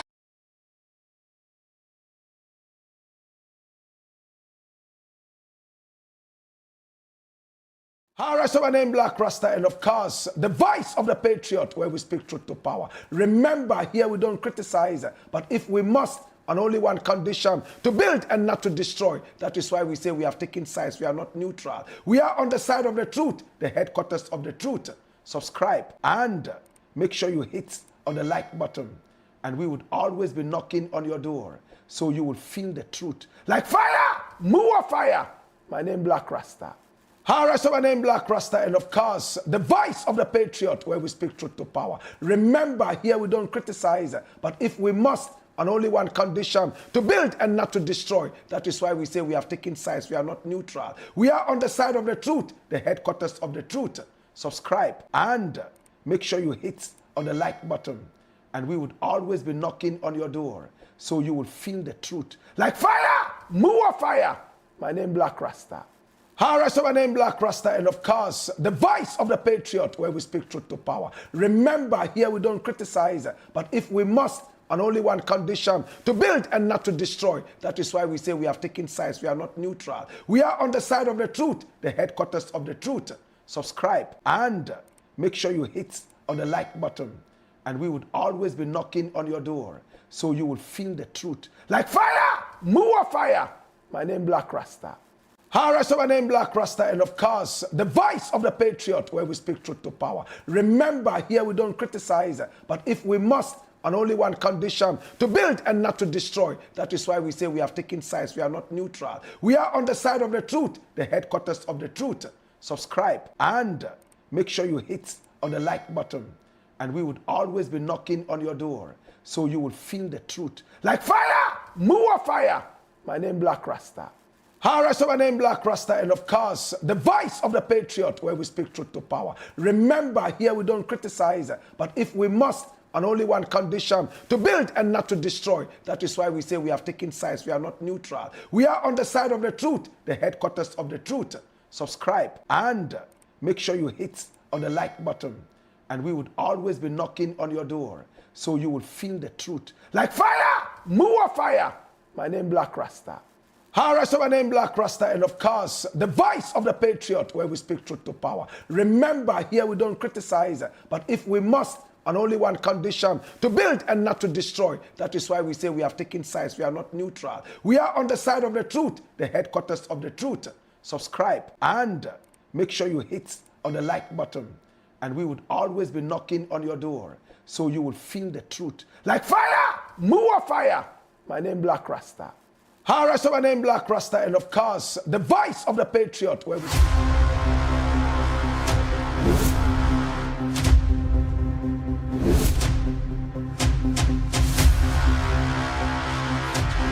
In the silence, something was growing. The journey continues. The calm before the storm.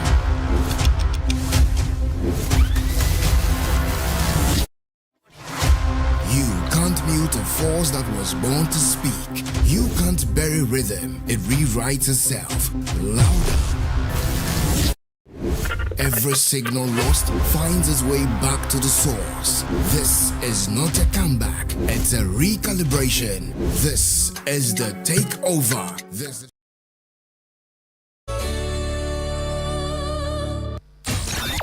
The big conversation on 3FM Sunrise.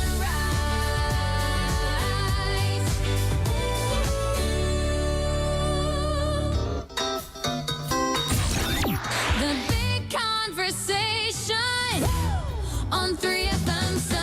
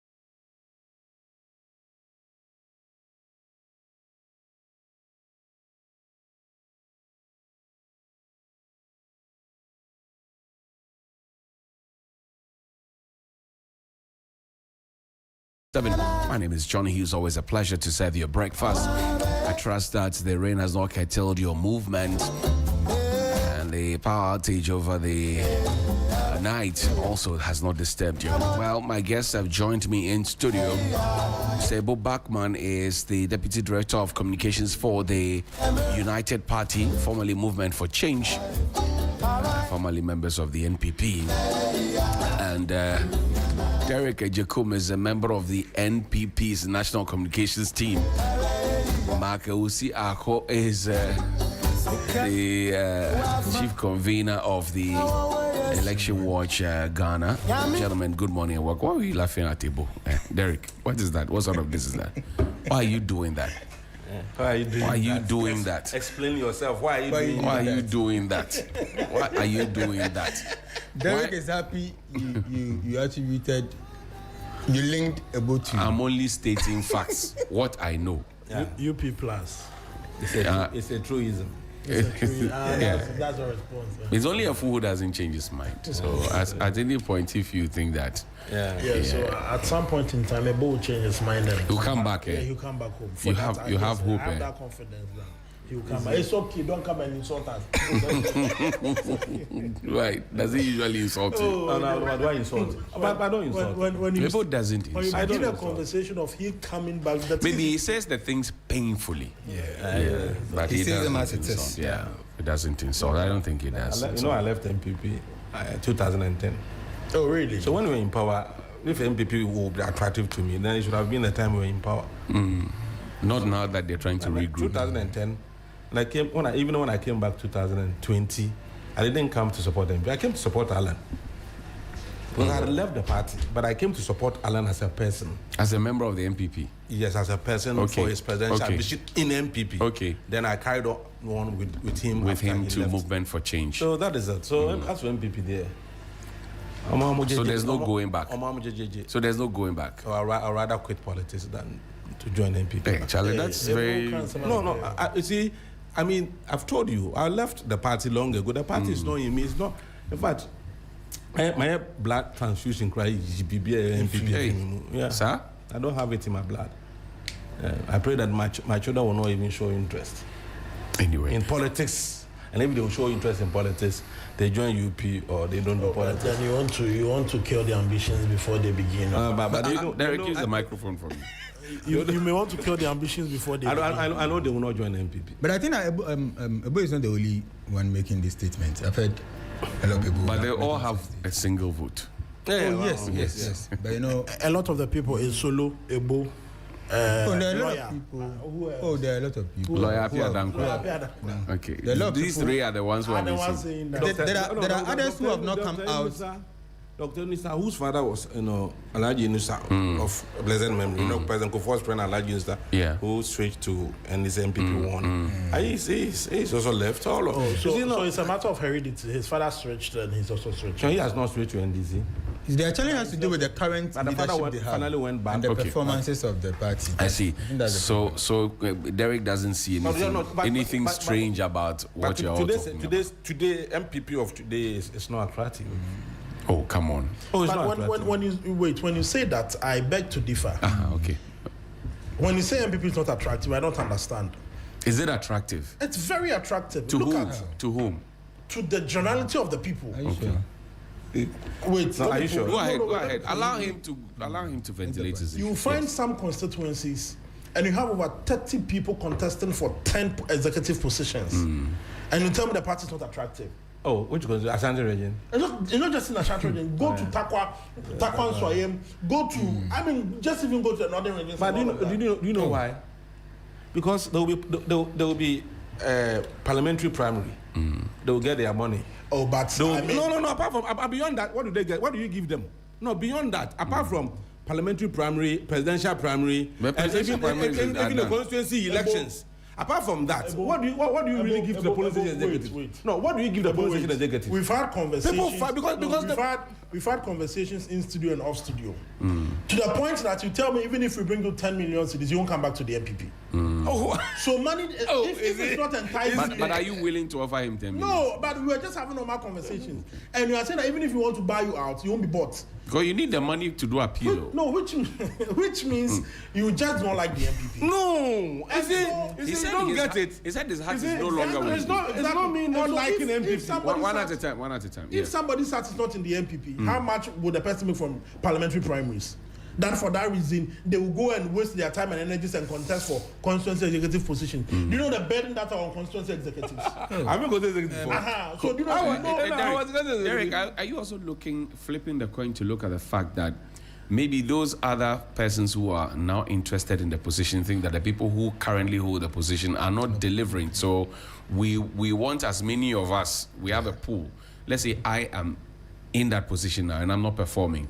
The three of us have like mind that the three of you, Ebo, yourself, and Mark, have decided that, look, we have like minds. Let's all go and contest. If Ebo doesn't win, there's a chance that you could win. If you don't win, there's a chance that Mark will win. It means that we will be represented, our views will be represented on that executive council so that I am kicked out. At the end of the day, that is a product of the attractiveness. If it is not attractive, they wouldn't even sit to think about it. No, is it really about attractiveness? It is. Look at the people that decided to contest for various positions, and I tell you the number of young people who are aspiring to be constituency executives and what have. Now you don't know the reason. I know the reason. What is the reason? You don't know. I don't know the reason. But I've been a constituency executive of MPP before. What's the reason? You see, let me tell you, most of these young men are unemployed. Oh, come on. Oh, check the record. I'm telling you, for the polling station executive and the constituency executive. So the party now becomes the source of more or less income. But the party is not giving the money on a daily basis. How much? I'm coming. Allow me. I'm coming. The party is not giving the money on a daily basis. It doesn't give them money. So constituency executives, some of them receive money monthly for the constituency executives. Oh, okay. They give them money. He knows about it. For money generated from? Now the party finds a way. Maybe I don't know. Now that they're in opposition, I don't know whether they will continue doing it. But it's something that is done. For the polling station executives, the guy is there. He doesn't have anything to do. He joins. He becomes polling station executives.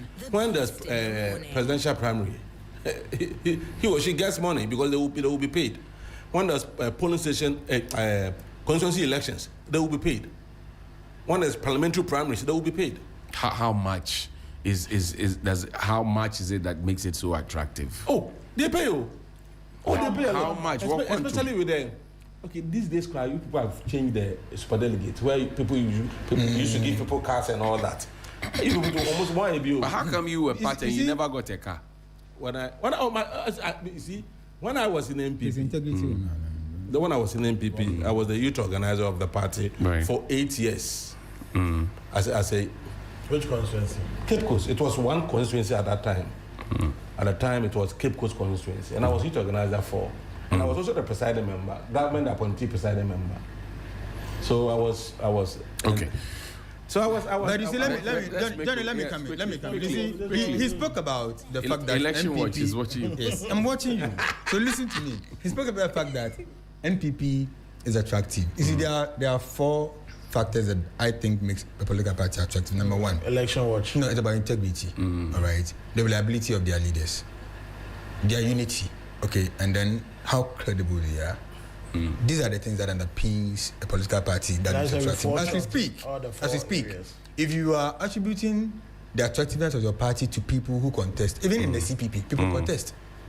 If you form a political party today, people come and contest. So that is not a measure. But what I have mentioned, reliability of your leaders, how they are able to carry the people, how they are able to carry the message to the people. And the type of leaders you have to the type of leaders. Now your leadership now has a problem. What's the problem? Your leadership has a problem. And it is for which reason many people are saying all the current leadership you have today should go and find somewhere and that is their opinion. Bring in new people. They are telling you the truth. Listen to what the people are saying. Listen to them. Listen to what ask for your leaders in parliament today. Look, me, I will not be happy the MPP, goes into shambles like we are seeing going. All right. Hey, election watch guy. Oh wait. Why? We do research. I will not be happy to see you guys because it will going exactly down. When that happens, it will undermine multi-party democracy, and that will bring about state capture. You understand? Especially when parties like the UP Plus are not able to match up, okay, to the NDC. Yes, that is what's going to happen. So. Your guys should listen. You should listen to what the masses are saying. It's very important. Let's begin with Valco. Mr. Ibrahim Mahama and his team put out a statement yesterday, or I think the day before, suggesting to us that they have never been interested in Valco. And yesterday we spoke with Mr. Andor, who is a senior metallurgist at Valco, who had some very damning things to say about the demonstration that happened at Valco, etc.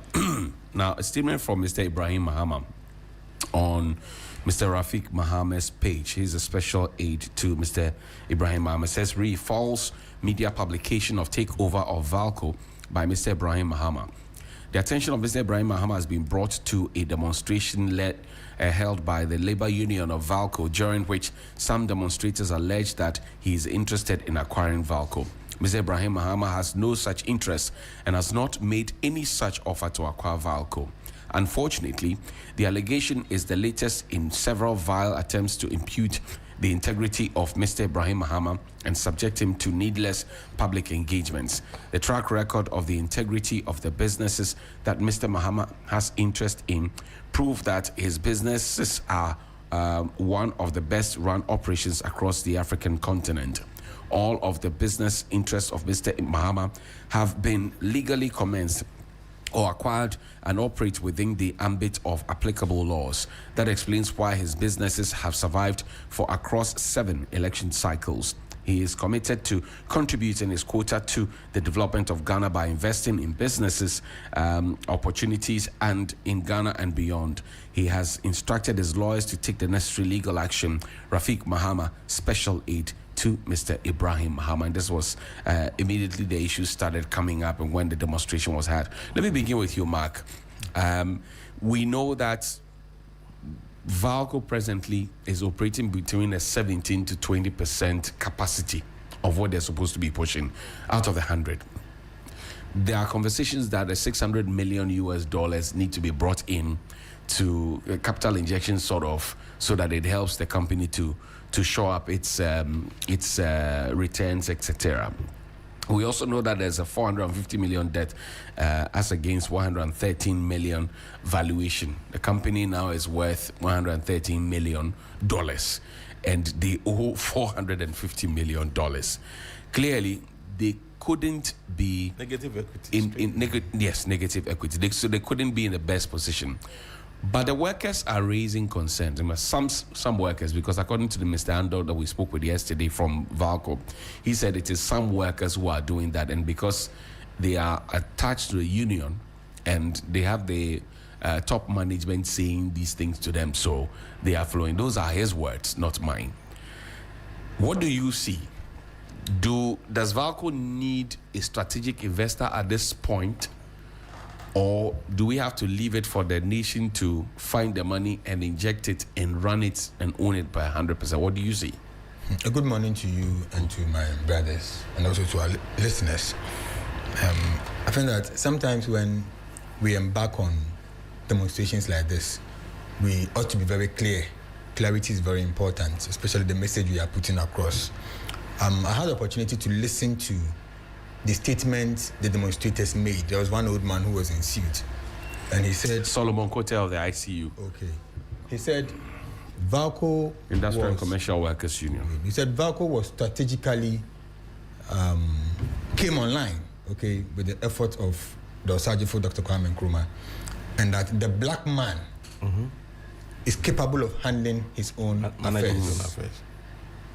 I want to ask, is Ibrahim Mahama a Russian? Or he's a Chinese? He's a black man. He's a Ghanaian.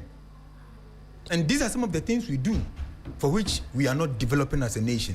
We are not able to industrialize as a nation economically.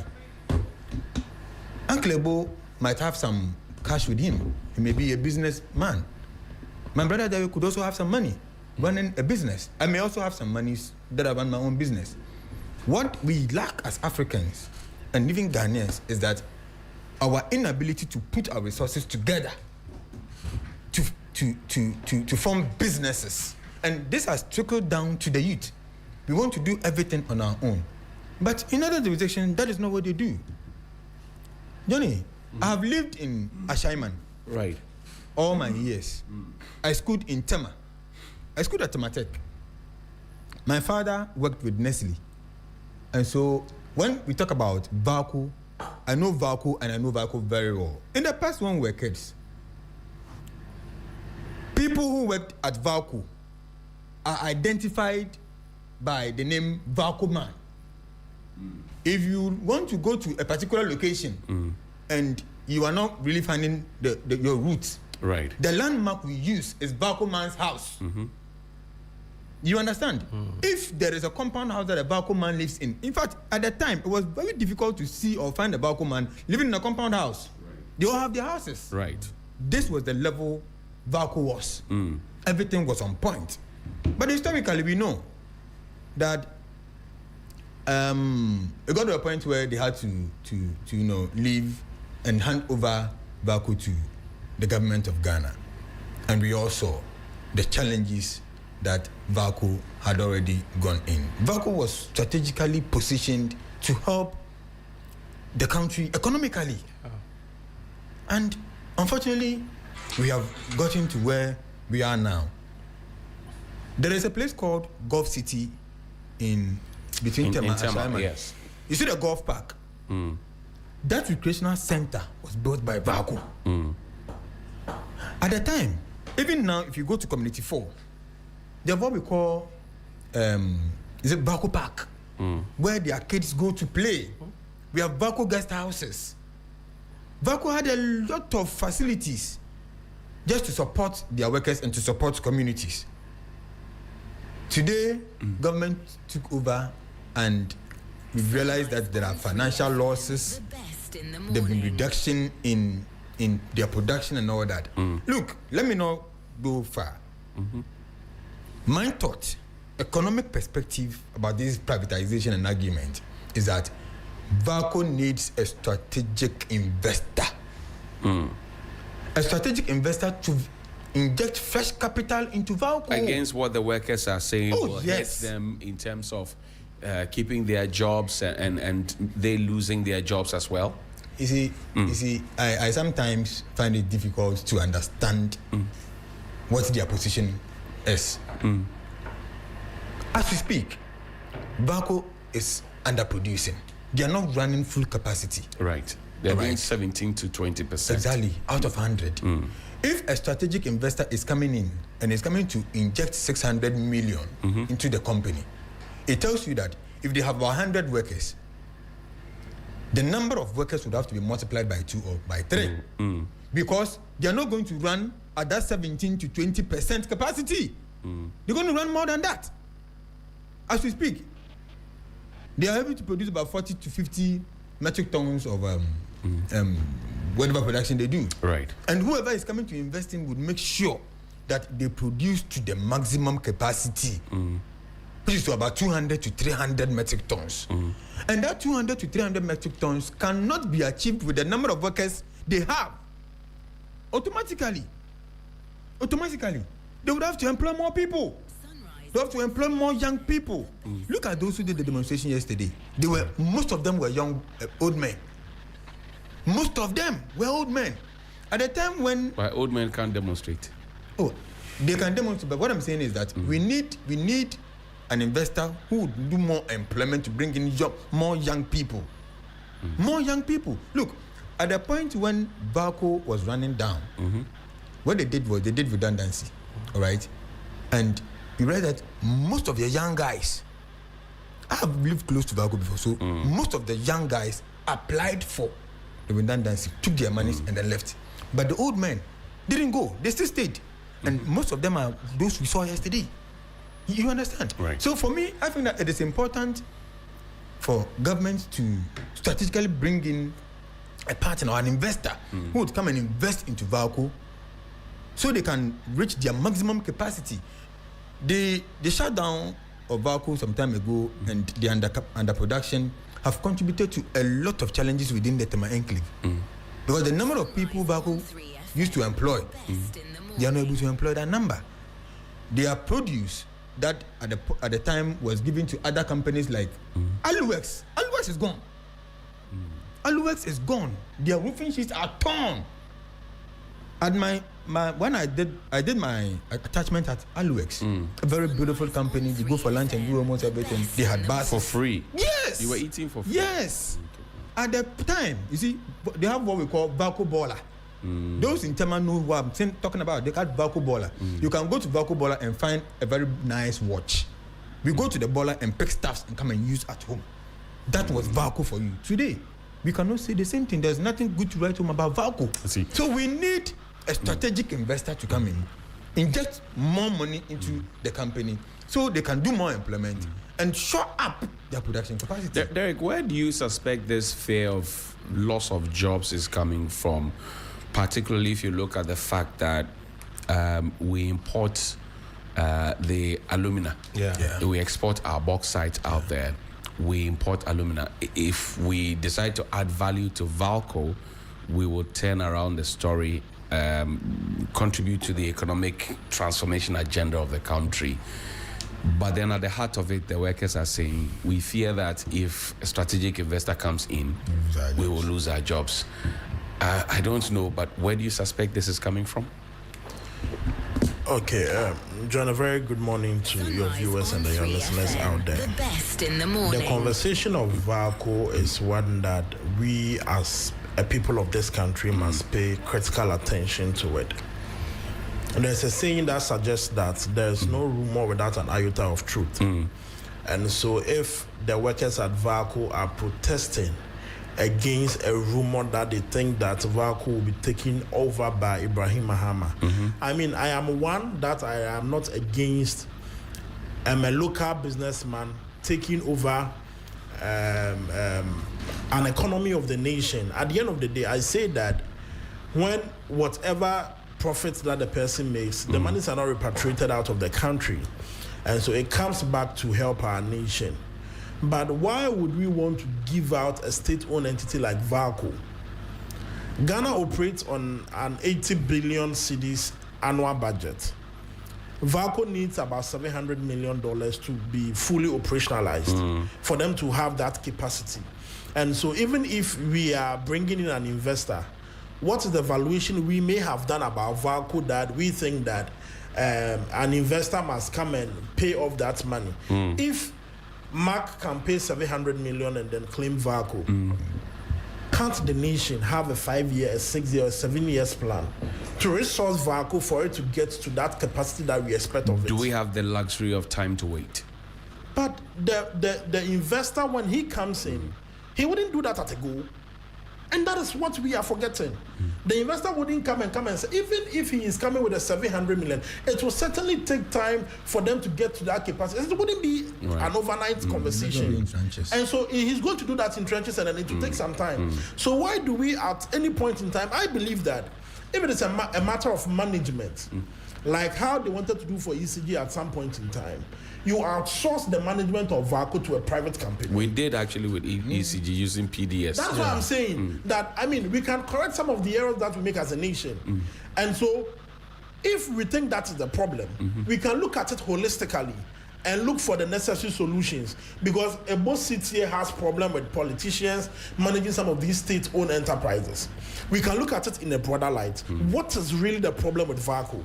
Why has it dwindled down? Why is Valco not producing as expected of them? Why can you have a capacity of 100 and you're doing about 70 to 20%? What is the problem? Is it a matter of resources? Is it a matter of management issues? The understanding I got from Mr. Andor, and I'll be happy if we're able to find the tape and play, Mr. Andor from Valco yesterday, he mentioned that the machines are obsolete. In fact, some as old as 60 years, and sometimes they go to find parts for the machines and they find out that the companies that manufactured those machines had folded up. So they have a real issue there in terms of modernization of Valco. That's also at the heart of the conversation, modernization. Now, I want to maybe draw your attention to something. Do you also consider the fact that commitment in terms of the dedication of the people who work there, not treating Valco as Aban Ejuma, but bringing a private sector kind of mentality to Valco, could have changed their fortunes? That is where I'm heading towards. When I talk about the management of the Valco entity, if we think that it is a government-owned entity, and so the notion of and so people get to work at 11 and they leave at 2 o'clock. People do not even go. They expect NSPs to take their place and be working for them and all of that. These are personal behaviors that must be eradicated from our society. And so I feel that if the organization that is VACO or the state-owned enterprise, the management is a problem, we can outsource the management of VACO for a private entity. We have HR firms, we have companies that it is their skill to be doing some of these things. But you see, if a government that promised 24-hour economy, 133 and all of that, and today we find out that they are outsourcing almost every state-owned entity for a private man to come and handle. That is why the people decry, because if I go and put my 700 million into VACO, you can't tell me who to employ and who not to employ. You can't tell me who I should keep there, regardless of the fact that I'll be increasing production. If I feel that this is a person that I can't work with, automatically you are going off. Somebody may assume the ownership of a company, lay everybody off, and begin a restructuring. And ask the people to reapply. And so these are some of the reasons why maybe some of them are crying for the public to come and help them. But I feel that if there is any management issue, if there is any attitudinal issue, we may be able to start from somewhere. And just as the man you spoke to yesterday, as you mentioned, if it is a matter of resourcing and modernization, I believe that government has the capacity to do that. It is just a matter of priorities. If VACO needs 700 million, that is approximately about 8 billion cedis. We operate on an 80 billion budget. So we can have a plan. Okay, let's try and resource VACO through the energy ministry. Or possibly, 40% of VACO is out for privatization. And also, so privatization is bringing about, let's say, 300 million. Right. Government is also committing his part to it. We can look at all those angles and then provide a necessary solution. But to get VACO as an entity and hand it over to a private individual. So you are against that? Yes, I don't think that in our dispensation today, especially the names that are coming up for some of these conversations, that is where some of the problems are Mr. Ibrahim Mahama, for clarity, has said that he is not interested. Giadec has also come to say that his name has not come up. But I mean, we are in this country, we understand the political terrain. Sometimes So you don't believe what Mr. Ibrahim Mahama said? Some of these conversations become a knee-jerk reaction or an afterthought. Because really? why, amongst all the private entities in Ghana here, they would mention Ibrahim Mahama's company? Maybe assumption. Well, why would they assume it? The man through his special aid has said that I am not interested. No problem. We pray and hope it's so. But I am saying that VACO is big. VACO is huge. Even with their capacity that they are producing about 20% and 17% and all of that, if they are to do the 100, the returns comes back to the state. The returns come back to the country. And so we as a nation must decide and set our priorities right and resource them. Even if it is a 5-year resource plan that we may want to have for VACO. If we are outsourcing about 40% of VACO for consortiums to come and then support that state enterprise and then have a 40% share, that is fine. But to give the whole entity to private company, if a private company can resuscitate VACO, why can't the state do it? How does it sound to you, finally? How does it sound to you that VACO currently employs 750 staff and is still producing under capacity? Does it make sense to you? If it were your private business, would you run it that way? No, so earlier I mentioned that if it's a conversation of management and attitudinal change that we need, we may have to look at it from that angle. Because I as a person, that's why I'm saying that when you visit certain government entities or state-owned enterprises, people do not treat it with the urgency. People work in state-owned enterprise and then they have their private firms. And the seriousness and then the strictness in their private firms, same is not applied to the state-owned enterprise because that is the mentality that people have. But 750 people. And doing 20% of capacity. Doing less than 20%. It's not anything good to write home about. And so we may have to look at the conversation holistically. If it is attitudinal change that the people need, we have a boy here who is a media and a human resource person. I'm not a media and human resource. They can go train the people. They can, sensitize them, and we can take the conversation out from there. But to give the entirety of VACO to a private individual, I don't think it will do the nation anything good. Well, you're live on Sunrise on 3FM 92.7, some 7 minutes after 9 here on your radio, Urban Lifestyle Radio. Please join us on our WhatsApp line 053 220-0927, 053-220-0927. That's 053-220-0927, 053-220-0927. And you can share your thoughts and comments on the conversations that are happening in studio. My guest, Mr. Abel Bachman, is the Deputy Director of Communications of the United Party. Mr. Derek Ejecom speaks for the NPP as part of his national communications team, and Mr. Mark Ewusi Ako is the chief convener of Election Watch Ghana. But let me come to you and ask you, what master plan should we be looking at now, knowing what we know, the current economic health status of VALCO, the current production capacity? Now, if we export the bauxite, I think it's $2,000 or so. If we finish smelting it and adding value, we could get about $6,000. But we end up carrying the rocks and putting out there, and then going back to buy it at exorbitant rates. It's like Robbie Peter to pay Paul, Ajana 1, Ajana 2 kind of thing. What master plan should we have so that our story will change? What do you say? Okay, good morning to your good self and my colleagues here. And let me say that I'm not a media and human resource person. You corrected that. I'm economics and finance person. Okay. Yes. Economics and finance. Not media and HR. Okay. So let me put it He's down on positioning record. himself for UP. But you two, why were you giving him that time? That portfolio when he's Why not. are you giving him? So want GTech to come for the man. let me say that VALCO's problem is multifaceted. It's not just about management problem. It's a huge problem. You know, if you look at the history, why VALCO was established in the first place. In fact, VALCO was a bargaining chip that Kwame Nkrumah used to secure the loan that was used for the Akosombo Dam. Because then if you're going to produce electricity, how are you going to pay back? You need to have justification. So the VALCO was brought in as a justification because then it's going to boost our industrial program as a nation, and that we're going to make money to be able to pay back the loan.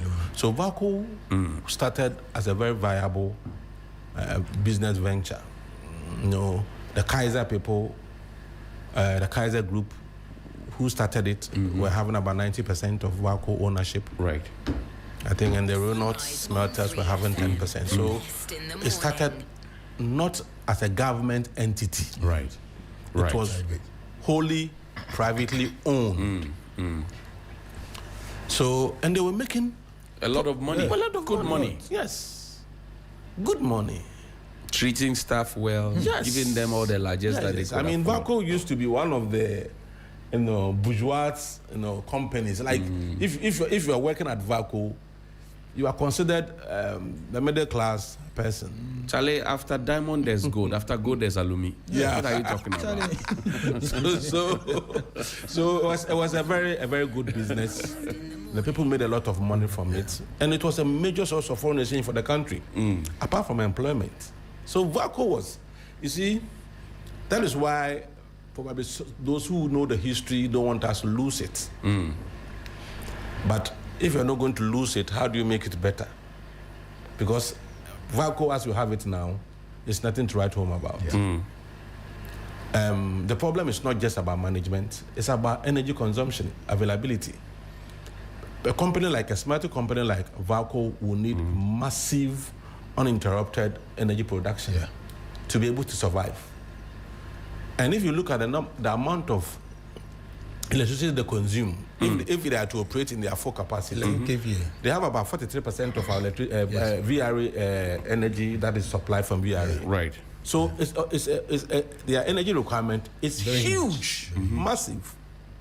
The question is, as a nation, can we afford to provide the kind of energy requirement that will make VALCO operational and will be operating at their maximum capacity? Will we be able to do that? Because if you are at a point in time, they were producing 200,000 metric tons a year. That is their maximum capacity.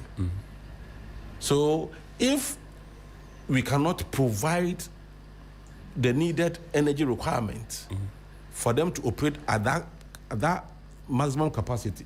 What it means is that even if you bring an investor, an investor is not able to make profit because it's not just about employing people. VACO should not be seen as an employment agency. Right. That people are, because it provides job for the people, that is enough. No. VACO is supposed to operate to make profit because employment should be a function of profitability. If I don't make profit, why should I employ you? Should I be in business to employ you and run at a loss? No. That would not make business sense. So that's what I'm saying, that the problem is multifaceted. Ghana, our energy problem, to what extent have we been able to improve on our energy mix? Because as for VACO, for example, cannot depend on solar energy.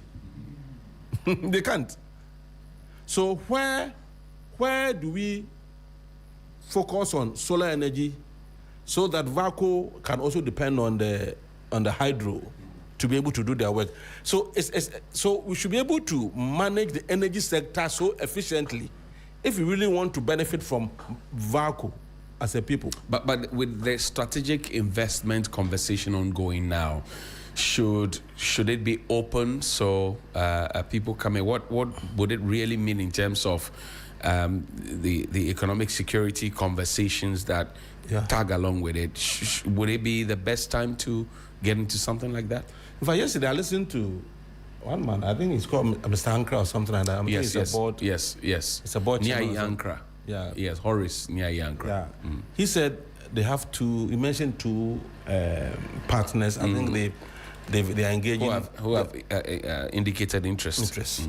And they are still negotiating with them. He said they will be able to conclude the negotiation very soon. And I was wondering, because there's Chumesi Ankara actually of GIADEC. Yeah, so I was wondering, because he didn't mention the names. I was wondering why he didn't mention the names, because there's nothing secretive about it.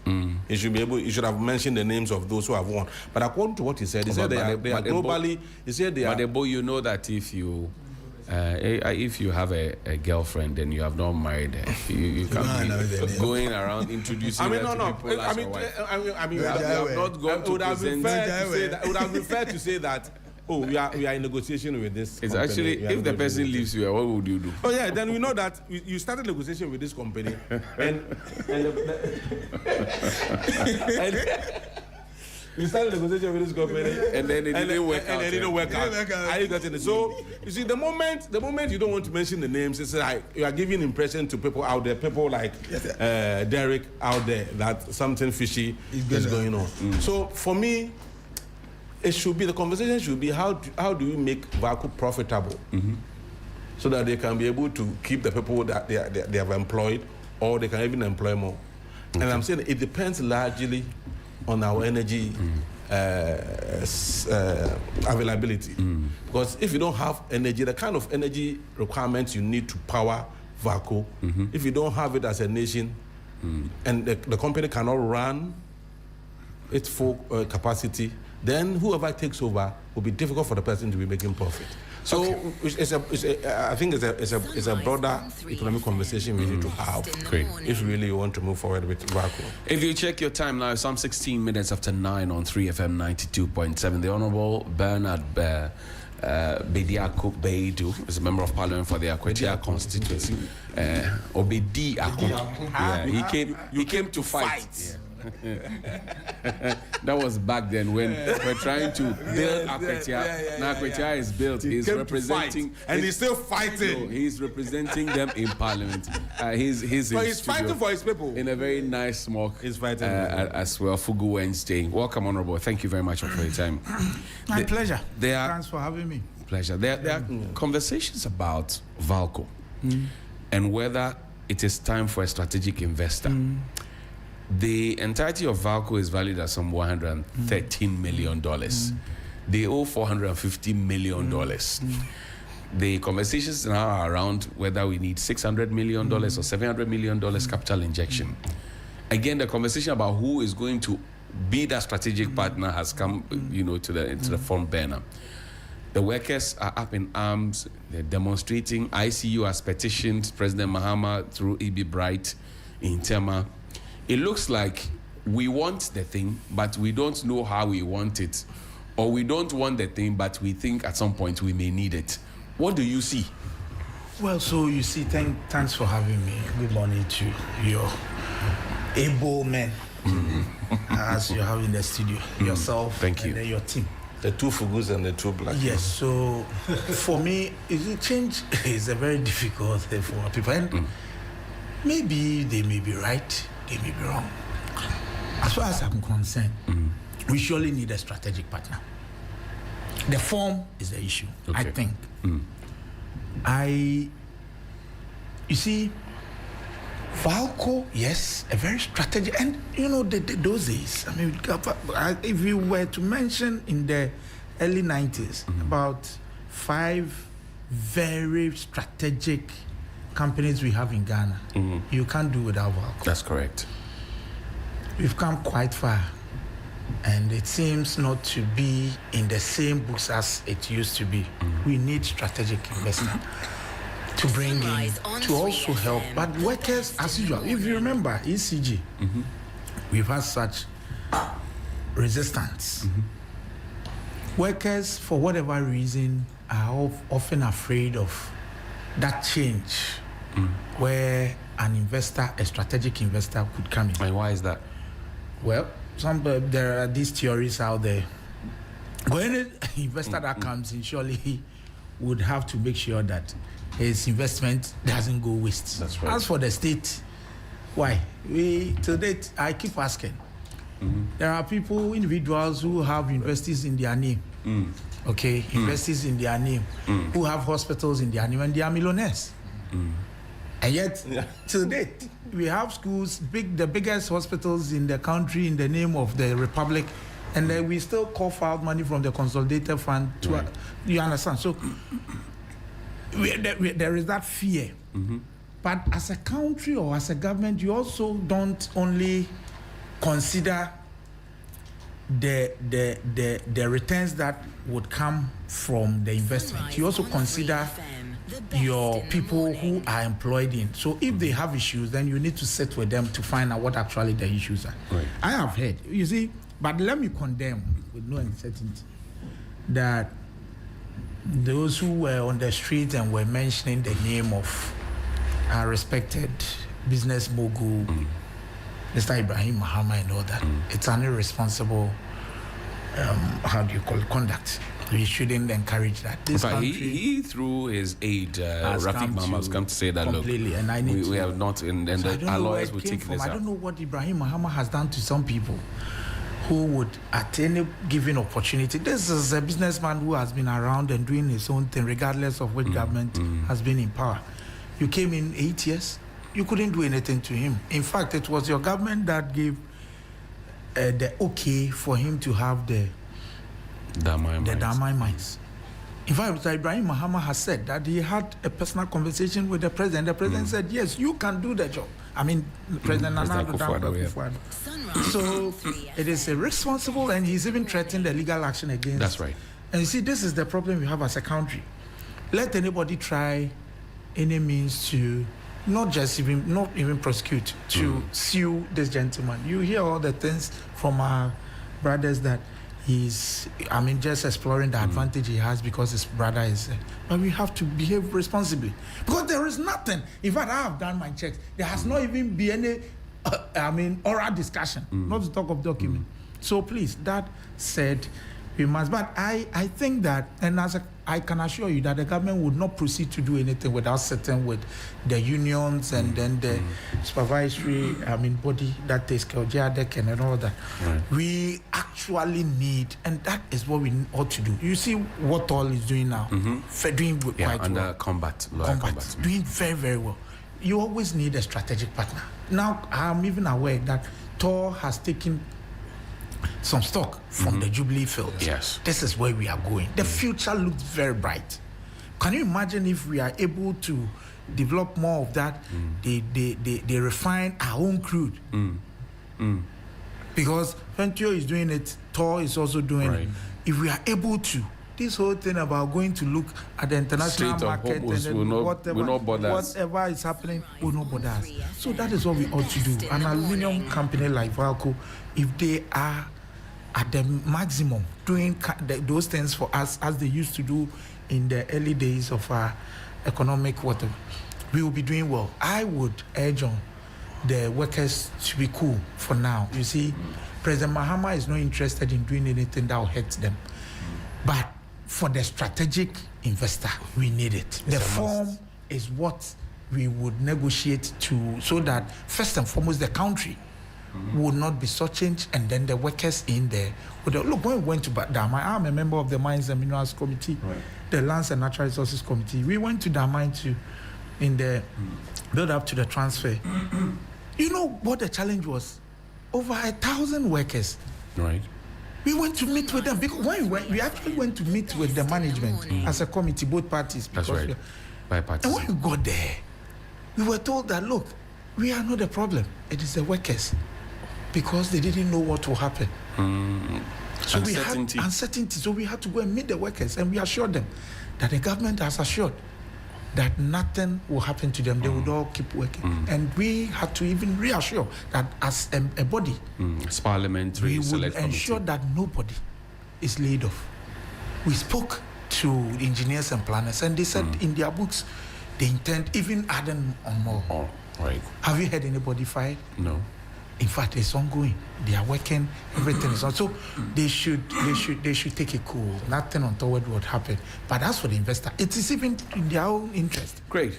We'll take a break, but first a few WhatsApp messages, and you can also send yours on 053-220-0927. That's 053-220-0927. Musa Ali Kone Ingwa says the issue of managing state-owned enterprises moves beyond just Valco. Just check across and you realize that just a few of our SOEs are in good shape, but most of them are on their knees, almost on the verge of collapsing. Just check around. Managing state assets is a huge problem. Well, good morning to the entire Sunrise team. Johnny, let your guest admit honestly, MPP is a political party. As a political party, is no more attractive to the ordinary Ghanaian because of how they manage the Ghanaian economy during their administration. Juliet is in Kaswa. And also, well, good morning. I'm Dominic in Kokomlemle, and Kokomlemle is out of power this morning. Dominic, Gridco says they are fixing it and it will be done.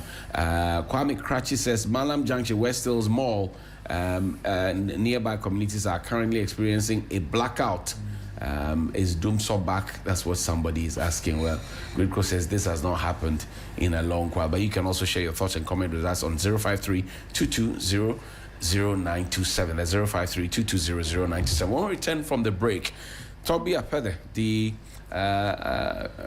overlord of Agbobo Mafia, has been speaking on some issues concerning the Supreme Court, some 25 minutes after 9. We'll return. Ebo Bakman will be here.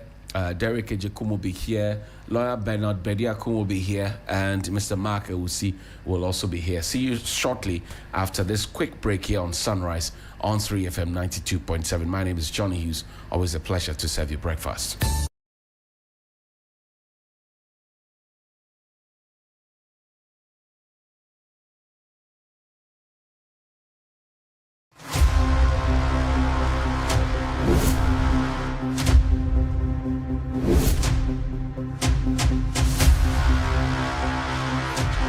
In the silence, something was growing.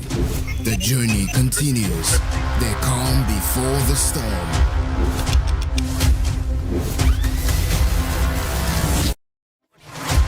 You can't mute a force that was born to speak. You can't bury rhythm. It rewrites itself. Louder. Every signal lost finds its way back to the source. This is not a comeback, it's a recalibration. This is the takeover. This is Trigmatic on 3FM Drive. Driving you home with good vibes, good conversations, and the freshest hits. Hop in, take a ride. Trigmatic on 3FM Drive. 3FM, your urban lifestyle radio.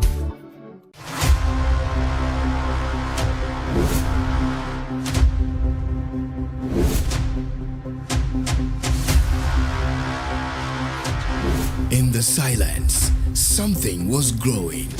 The journey continues. The calm before the storm.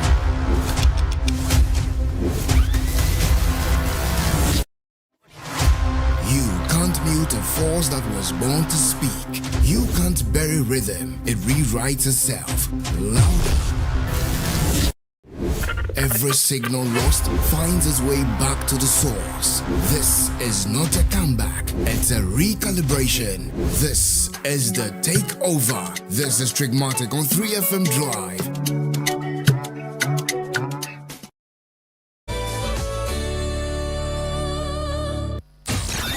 The big conversation on 3FM Sunrise.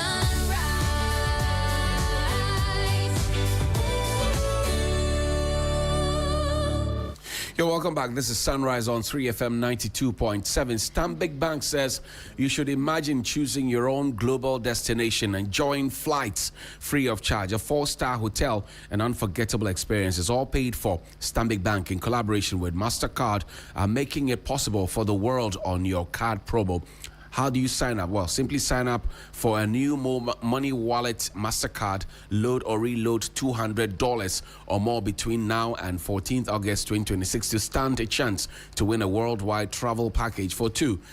A destination listed on priceless.com. Simply put the world on your card and stand tall. That's what Stanbic Bank is offering you, and you should run for it between now and the 14th of August. Also, to all first-year SHS boarding students and parents, well, EduPack, the Ghana Education Service approved national SHS initiative implemented by Prospectus Ghana, is now in progress across the country. Parents across Ghana are already registering so that their children's trunk, Macintosh, mattress and pillow and plastic chop box will be ready and waiting at their school before reporting day. Do not delay and be caught in the usual last-minute market rush carrying heavy items under pressure. With EduPack, your child does not need to travel to school with these 4 essential items. To register, simply dial star 713 star 821 hash. That's star 713 star 821 hash, or visit any ADB branch or go to www.edupack.gh.com. Make payment, keep your receipt, and present it on opening day to collect all your child's EduPack items. Your EduPack registration follows you to any SHS you are placed in. Avoid the stress, avoid the rush. Prepare with confidence at a very affordable price. All of it put together by EduPack, approved and supported by the Ghana Education Service. For more information, please call 050-7000-752. That's 050-7000-752 or 050-864-4802. That's 050-864-4802 or 0302-955-050. That's 0302-955-050. EduPack, no stress, no wahala, here on Sunrise on 3FM 92.7. The big conversation on 3FM Sunrise.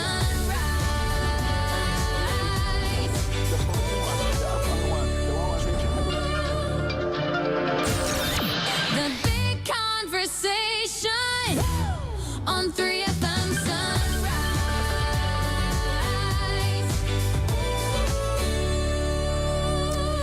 Now, the Agbogbo mafia of the Azogli state has been questioning the rationale behind the uncapped Supreme Court appointments. I begin with counsel on this one. Labede Ako is a member of parliament also for the Akwatia constituency. I'm sure you heard Togbi. What are your thoughts on what the king had to say regarding, he's a legal practitioner as well, had to say about the capping of the membership of the Supreme Court? Well, so first and foremost, we revere him. This is a chief that is known very well for giving out his thoughts, his views about national issues all this while. Right. And we respect that.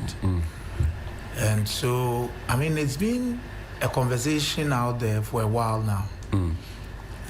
Whether our Supreme Court should have terms of the number of justices that are appointed there. Right.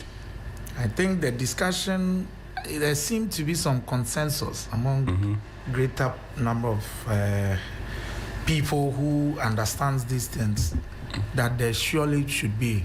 And the essence The best in the or morning the reason is on they ascribe to that 92.7 is that Sunrise on 3FM. if it is not, there is a likelihood of manipulation, and we've seen it. The Justice Afre case regarding the Chachu Chikata, you remember 2001, 2002, Right. where after a decision had been handed 5-4 in favor of Chachu Chikata, the then president appointed 2 extra right there to join the Supreme Right. Court To overturn that and decision. the ones they were there, they immediately, and you see, I mean, these were some of the dark days during the, because you see,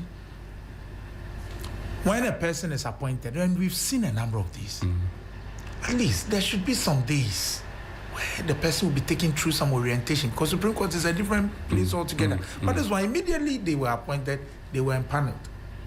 I have seen this before under Nana Addo Dankwa Akufo-Addo. Okay. What happened? Justice Nana Amagacha and then Professor he came with another professor. I'll get the name for you. Dateba. No, Okay. the two were appointed.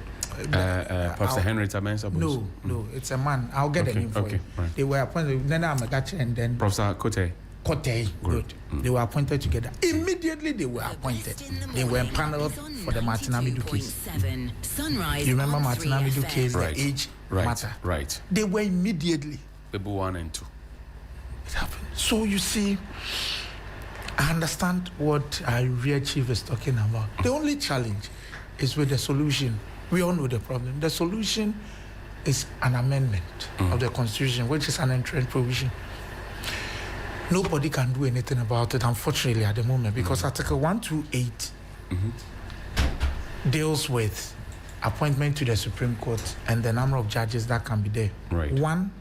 Article 128, 1 of the 1992 Constitution. It says, and with your permission, if I may read. Right, go ahead, sir. The Supreme Court shall consist of the Chief Justice and no less than 9 other justices of the Supreme Court. It didn't add and no more. So that is the challenge. And I'm aware that the Constitution Review Committee has done some work, and in their report they have recommended that we cap the number of justices appointed to the Supreme Court. So that will be done. I am also hearing that the government of the day agrees with them that there should be a cap. Essentially, I think what the Constitution then anticipated, or the reasoning behind why they left it like that, is that they knew as a country we will grow. When in 1992, how many cases, or before 1992, how many cases were the Supreme Court dealing with? And now how many cases are there? You see, the Supreme Court should be able to deal with matters expeditiously, right, so as to give clarity, especially with constitutional matters, interpretation issues, and all that. So I think that the the Constitution anticipated that if it tied the hands of future or successive government, it will not go well, because there may be a point where we may need so many justices or several of them to deal with the numbers that are coming to the Supreme Court. Because in this country, our laws do not have a layer that sieves, cases that go to the Supreme Court. Right. It may be, in your view, a very useless whatever, but it should still be seized presented before the court to tell who brought it that this is a useless application or this is a useless suit. But in the meantime, it has to go to them. Right. So that is why I think that and recently the Supreme Court has had cause to complain about the kind of cases that are sometimes brought before them. They feel that some of them are a waste of their time. There is no sieve to determine which one should go there and which one should. If we're to put a cap on it, what numbers are we looking at? Possibly? So I think that 20 is fine. 20 at the Supreme Court. And then you see 20 because if you look at the cases, we have a number of court of appeal. Now every region has a court of appeal. Right. And usually, people have become so sophisticated that most of the court of appeal decisions doesn't end there. And there are statutes, apart from, I think, election petition with parliamentary. Yes. Which ends and should end at the court of appeal. I thought that we should have a number of the manual. Yes. We should have a number of these because some of the cases should surely end with the court of appeal. Some of the cases, if we had statutes that would determine how far some of these cases will go, I would be glad because some of them, look, they except a few which get overturned at the apex court. Usually, because once the trial court deals with it, it goes on appeal, all the matters will be brought to bear and a decision taken. So we respect it. I think it's a conversation we can always have. Great. Let's pay attention now to what the learned chief said, and then I'll come to you, gentlemen, so you have a fair appreciation of what exactly. I had to defer to counsel first because this is within his corner. And its accessibility. In looking at our future, we have to admit that there are still a lot of financial barriers to justice delivery. Justice is not a service freely available to all. It is a lucrative business in the hands of a lucrative profession. This is a statement often attributed to Justice Hargreaves. But that is true. The legal profession is a very profit-oriented profession.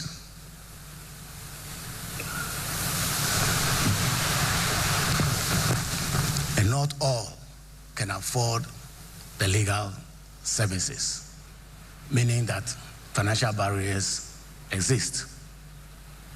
There are some who can afford it, and there are others who cannot. So we have to look at ourselves and our work and our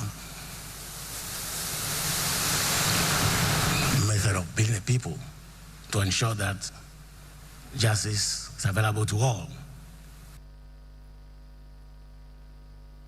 The big conversation on 3 renewed calls for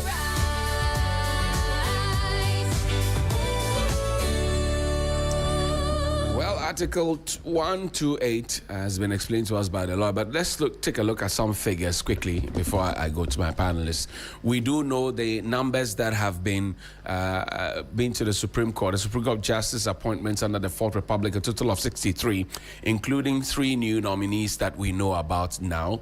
On the side of the NPP, 35 have been put into the Supreme Court by the over the years in the Fourth Republic dispensation. 28, including 3 nominees, have been done by the NDC. President Mills is on record to be the president that appointed the least number, 3.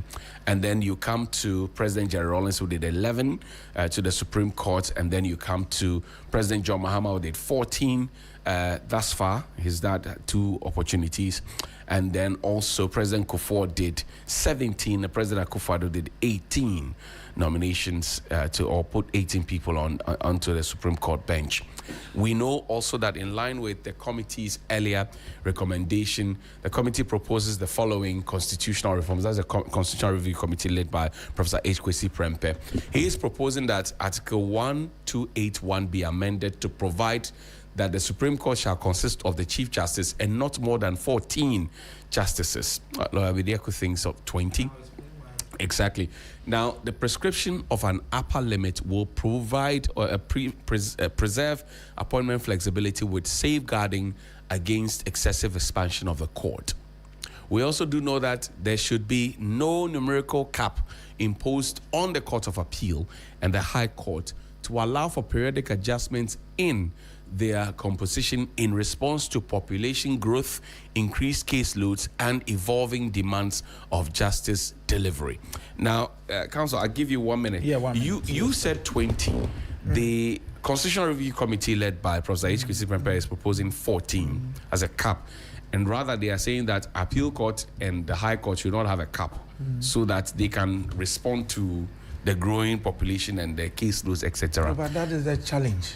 That is the challenge I have with this report, because you see, if you read Article 128, 129, the 129 says, and I would use that to explain my point. Great. The Supreme Court shall be the final court of appeal and shall have such appellate and other jurisdiction as may be conferred on it by the Constitution. So the Supreme Court is not just like it happens with other countries. Right. It's not just a Constitution court. It is also a court of appeal. So all matters that go on appeal at the Court of Appeal has the potential of coming to the Supreme Court for appellate reasons. Now you see, with the Supreme Court, they do 5, 7, 9. In fact, I think the highest. I don't want to be legalist so much, so let me put it so your viewers will understand. But the highest bench they will have is 9 on review. You understand? So if you want to do 14, and you have so many cases, and I'll even come to the expanding the Court of Appeal.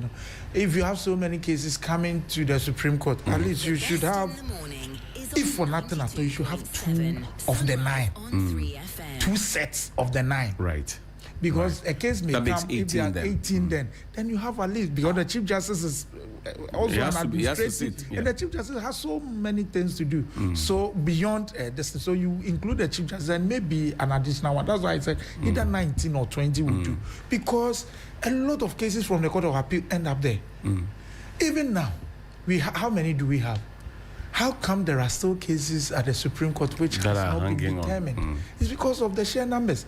And you see, if you are an appellate court, it is a very tedious one, because the court has evaluated the evidence, given a decision, the trial court. It comes to you, and you need to evaluate the entire thing. Look, there are records when you go to the Supreme Court and they bring the record of appeal on some cases which are, usually the huge cases are the ones that come there. Sometimes they have in volumes, about 10 volumes of such, and every Supreme Court judge would have to read. And they are the final court in determining and adjudicating on matters. So they need to be very meticulous. They can't just do anything at all. So if we want our Supreme Court to be, to be only Constitution court, just as it happens with other countries, and leave the appellate jurisdiction to end at the Court of Appeal, then we don't need more than 5. Okay. But otherwise, how can you ask that the Court of Appeal be expanded? We get many Court of Appeal judges, the High Court, and the Supreme Court is also an appellate court where the matter could not it's likely not end to truncate at the Court of Appeal, but may come to the Supreme Court. You say, as for the Supreme Court, we shouldn't do many of the judges. You'll be and if so much pressure is on them, they may not do a good job for us. Great. Ebo, take a bite on this, and then we'll talk about fuel and transport. Yes, I agree with what a lawyer BBB said. I think the Constitutional Committee review committee should consider where you ended. That if it becomes possible for us to have our Supreme Court as a constitutional court, that all that they will be doing is to interpret the Constitution so that they allow the appeal cases to end at the appeals court. I think it will be good for the country. You see, I'm looking at it from not only from legal point of view, but also from economic point of view. The larger the bench, the heavier the financial burden to the country. So, in terms of accommodation, transportation, bodyguards. Yes. So I think as for capping, we need to cap it. Other countries that are. Do you fit into the 20 or the 14? In fact, not 20, not 14. But my argument is that... What are you looking at? My argument is that if we can do it in such a way that the Supreme Court will be a constitutional court and the appeal court cases will end at... or appeal cases will end at appeal court, then we'll need about 5 or 7. But if you go to Kenya, 7, South Africa, 11... so we can do it. I'm looking at it also from economic point of view that if you can cut down costs, then it will help. Great. Derek, you are learning. Yes. You are not learned yet. Yes, I'm learning. But you are sitting next to so much a co-panelist who is learned. The learned and learning. Learning. Is my learning guest. Okay. Yes. Well, Johnny, I am of the opinion that Sunrise on 3FM. The capping conversation is not one that I share in that when you look at the articles 128 down to 135, that talks about the jurisdictions of the Supreme Court, it is tedious to the point that at any point, and just as Senior said, if they can get 2 sets of 9 for, the maximum that they do, I think that is right. And so capping it is a conversation that I don't even subscribe to because of the chunk of works that they do at the Supreme Court, especially when they are the final determinants of matters. If they are fatigued, they may not be able to do an excellent job for us. And when we don't dispense justice truthfully, it is a problem for all of us as a nation. And so I think that until we review the jurisdiction of the Supreme Court, just as Senior has said, some countries have their Supreme Court as constitutional court, and so they just do just interpretation. And so if that becomes the case, then that is fine. But looking at they being an appellate court, they've been at, in some instances, for instance, election petition. Look at the days and then the duration alone for election petition. And if you have about 7 judges sitting for election petition or 5 judges sitting for election petition, because the demands of that petition alone, they may not be able to be paneled for other matters. I think that the manual, the election petition manual, puts a cap on the number of days that they have to spend. Yeah, it puts a cap on it. Yes. So they may not be able to be paneled for other matters even until they are done with the election petition. Right. That's correct. And so long as people are qualified, I think that they should. But you see, the decry of some people is because of how we do our politics in this country, especially when we had our president at some point in time promising that he would revisit the conversation of capping of Supreme Court judges and all of that. I think that we should be principled in this country, and some of our problems we may not have to spend time to trying to convince the people on such conversations. Mark? Yes, I believe that the Constitution is a living organism, and it changes with time and development, you understand. I'm looking at this from the good governance perspective, where we should try as much as we can to prevent excessive executive influence. And sometimes people have the notion that the president, because there is no capping, the president may want to appoint a lot of people who may favor him one way or the other. And that also brings mistrust within the judicial system. You cannot run away from the fact that some of the appointments made to the Supreme Court are politically motivated. And these are some of the things that demoralizes people even taking their cases up there. But if we want to really preserve public confidence in the judiciary, then it's important that we consider actually capping it. For instance, as you said, we have the presidential election petitions that now have a time frame. There are other cases that, of course, may have a time frame. If we would be able to limit the Supreme Court to be interpreting constitutional matters, I think that it would be better for us, so that we leave the rest to the appellate courts to be handling. Great. We're asking because we know that the driver unions have decided to halt the transport fare hikes that they had intended to inject into the system. Even though we know that as of this morning, the fuel prices have gone up by some pesos. As of this morning, we know that some maybe 20-30 pesos has been added on in that direction. Well, hit the streets, listen to 2 quick views, and then we'll come and talk about that, whether or not the government will be able to prevent another surge in prices on the front of the oil sales or the fuel sales at the pumps. Sabo. They say bibia kosro, spare tie. We tie spare pass kosro. Tie, they say 900, 8.5 brand new tie. Oh, instead bibia also kosro. Inti say omu na mo boy na mo tum man kakra. Say o fair no kra na mo come the 30% no kra mo fan kan man. What I say? Only 30% no kra kan man kra e be okay o. The colleagues drivers need the omu kaso ombe somewhere then. Omuntu omufa entum panyifo enim na omuntu cafe enim. Ti say panyifo beti enka na ometu ayemwa. Omunye bibi mfa se na be ya yen nyina yen sa betu ayde okoya no. The big conversation on 3FM Sunrise.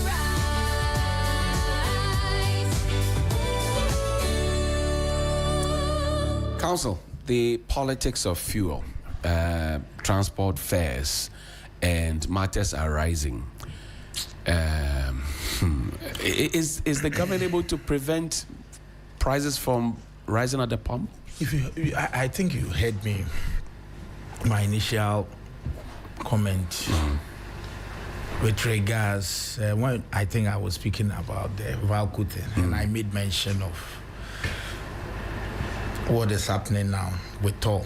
You see, we have a problem, and it's been an age-long problem, and I think we need to confront it head on. And I'm happy with the way the government is going about it.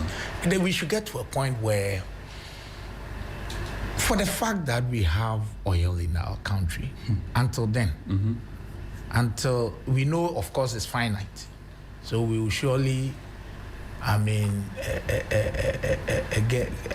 it done with. But in the meantime, we have oil. Why should international market prices be a worry to us as a country? Why should we have all these issues with regards the Strait of Hormuz and all that? It is because we are having some of these issues because of what happens out there, and then our currency always, we have to send some dollars out there to guys. So if we have a refinery that can take care of what we got, do you know that if we are to refine what we get here, do you know we will be self-sufficient? Yeah. We will. Can take care of ourselves. Yes, it can take care of ourselves. So I think that that policy must actually be encouraged, and because at the moment what it is what it is. What happens out there, you have no control over. Right. You can only watch the benchmarks and apply to what you have. And most companies that bring in this fuel, they have their own. But even though MPA has the price floor, the price formula for them, you can't help it, because at the end of the day, we also get our taxes from the same. Petroleum product. So if we at least would have, this fuel from our own Jubilee fields, have it refined and then sold here, at least it will save the economy from this. Would taking off the 1 cedi off every liter help? But with the government pricing? has already done something. Right, it gave some breathing space. Some relief. But the challenge is with what keeps happening there. What is the international price now? These things we know. And then what has become, what was it before? A year ago, what was the price? Now, what is the price? We have, it's a challenge, but I think the way to go is to find a domestic solution to it. And I would pray that the government, I was told that the reason Tor was not able to was as a result of the fact that they needed some machinery and all that. I'm aware Combat is doing so well. Those machinery are coming in. Government should.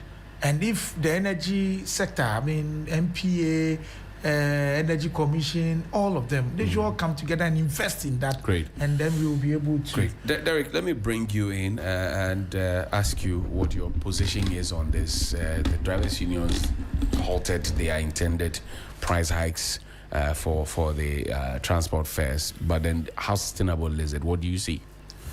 Johnny, when we don't have too much time, yes, so let's do a quick fuel prices are expensive at the pump, it affects every aspect of our economy, especially the informal sector. Right.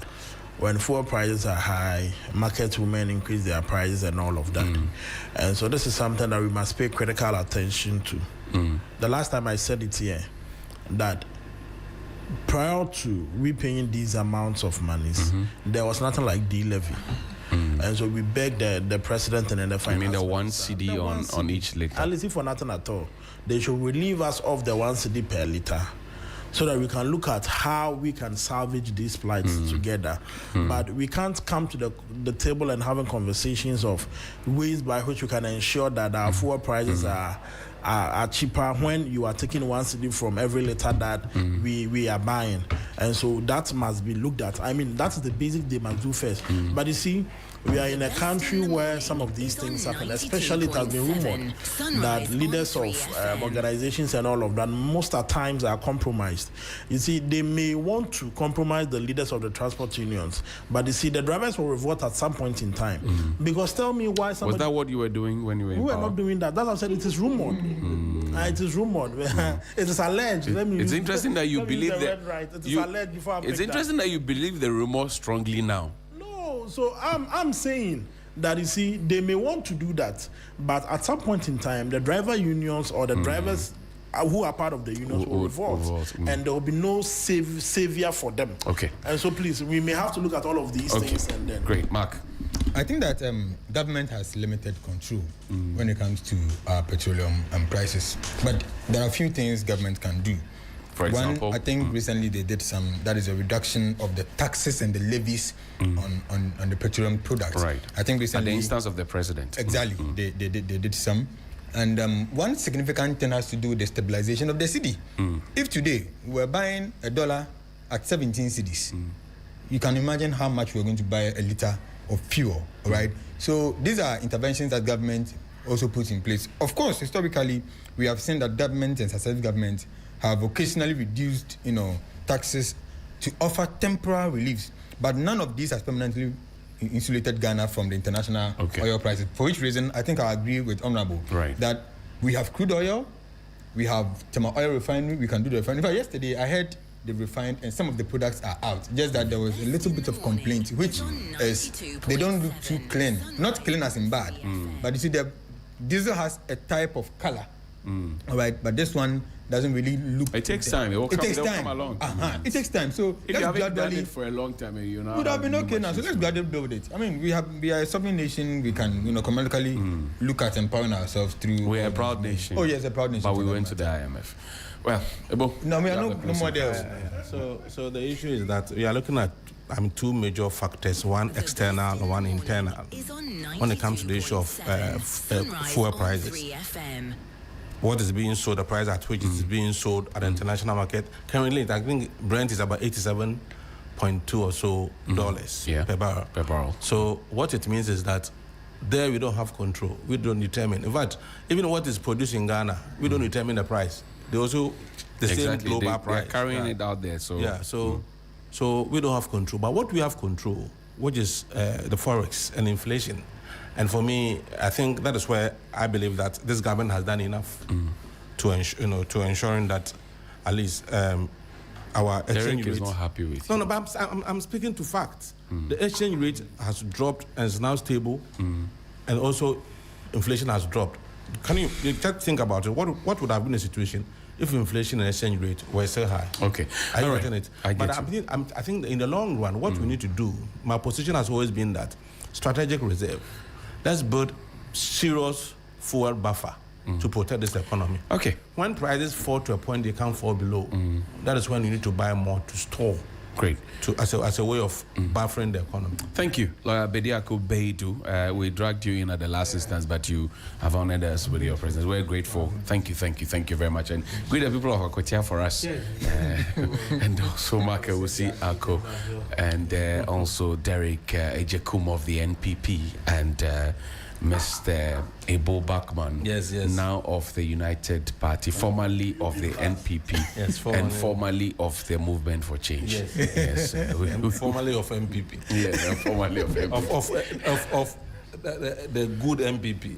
Okay, is there a difference? No,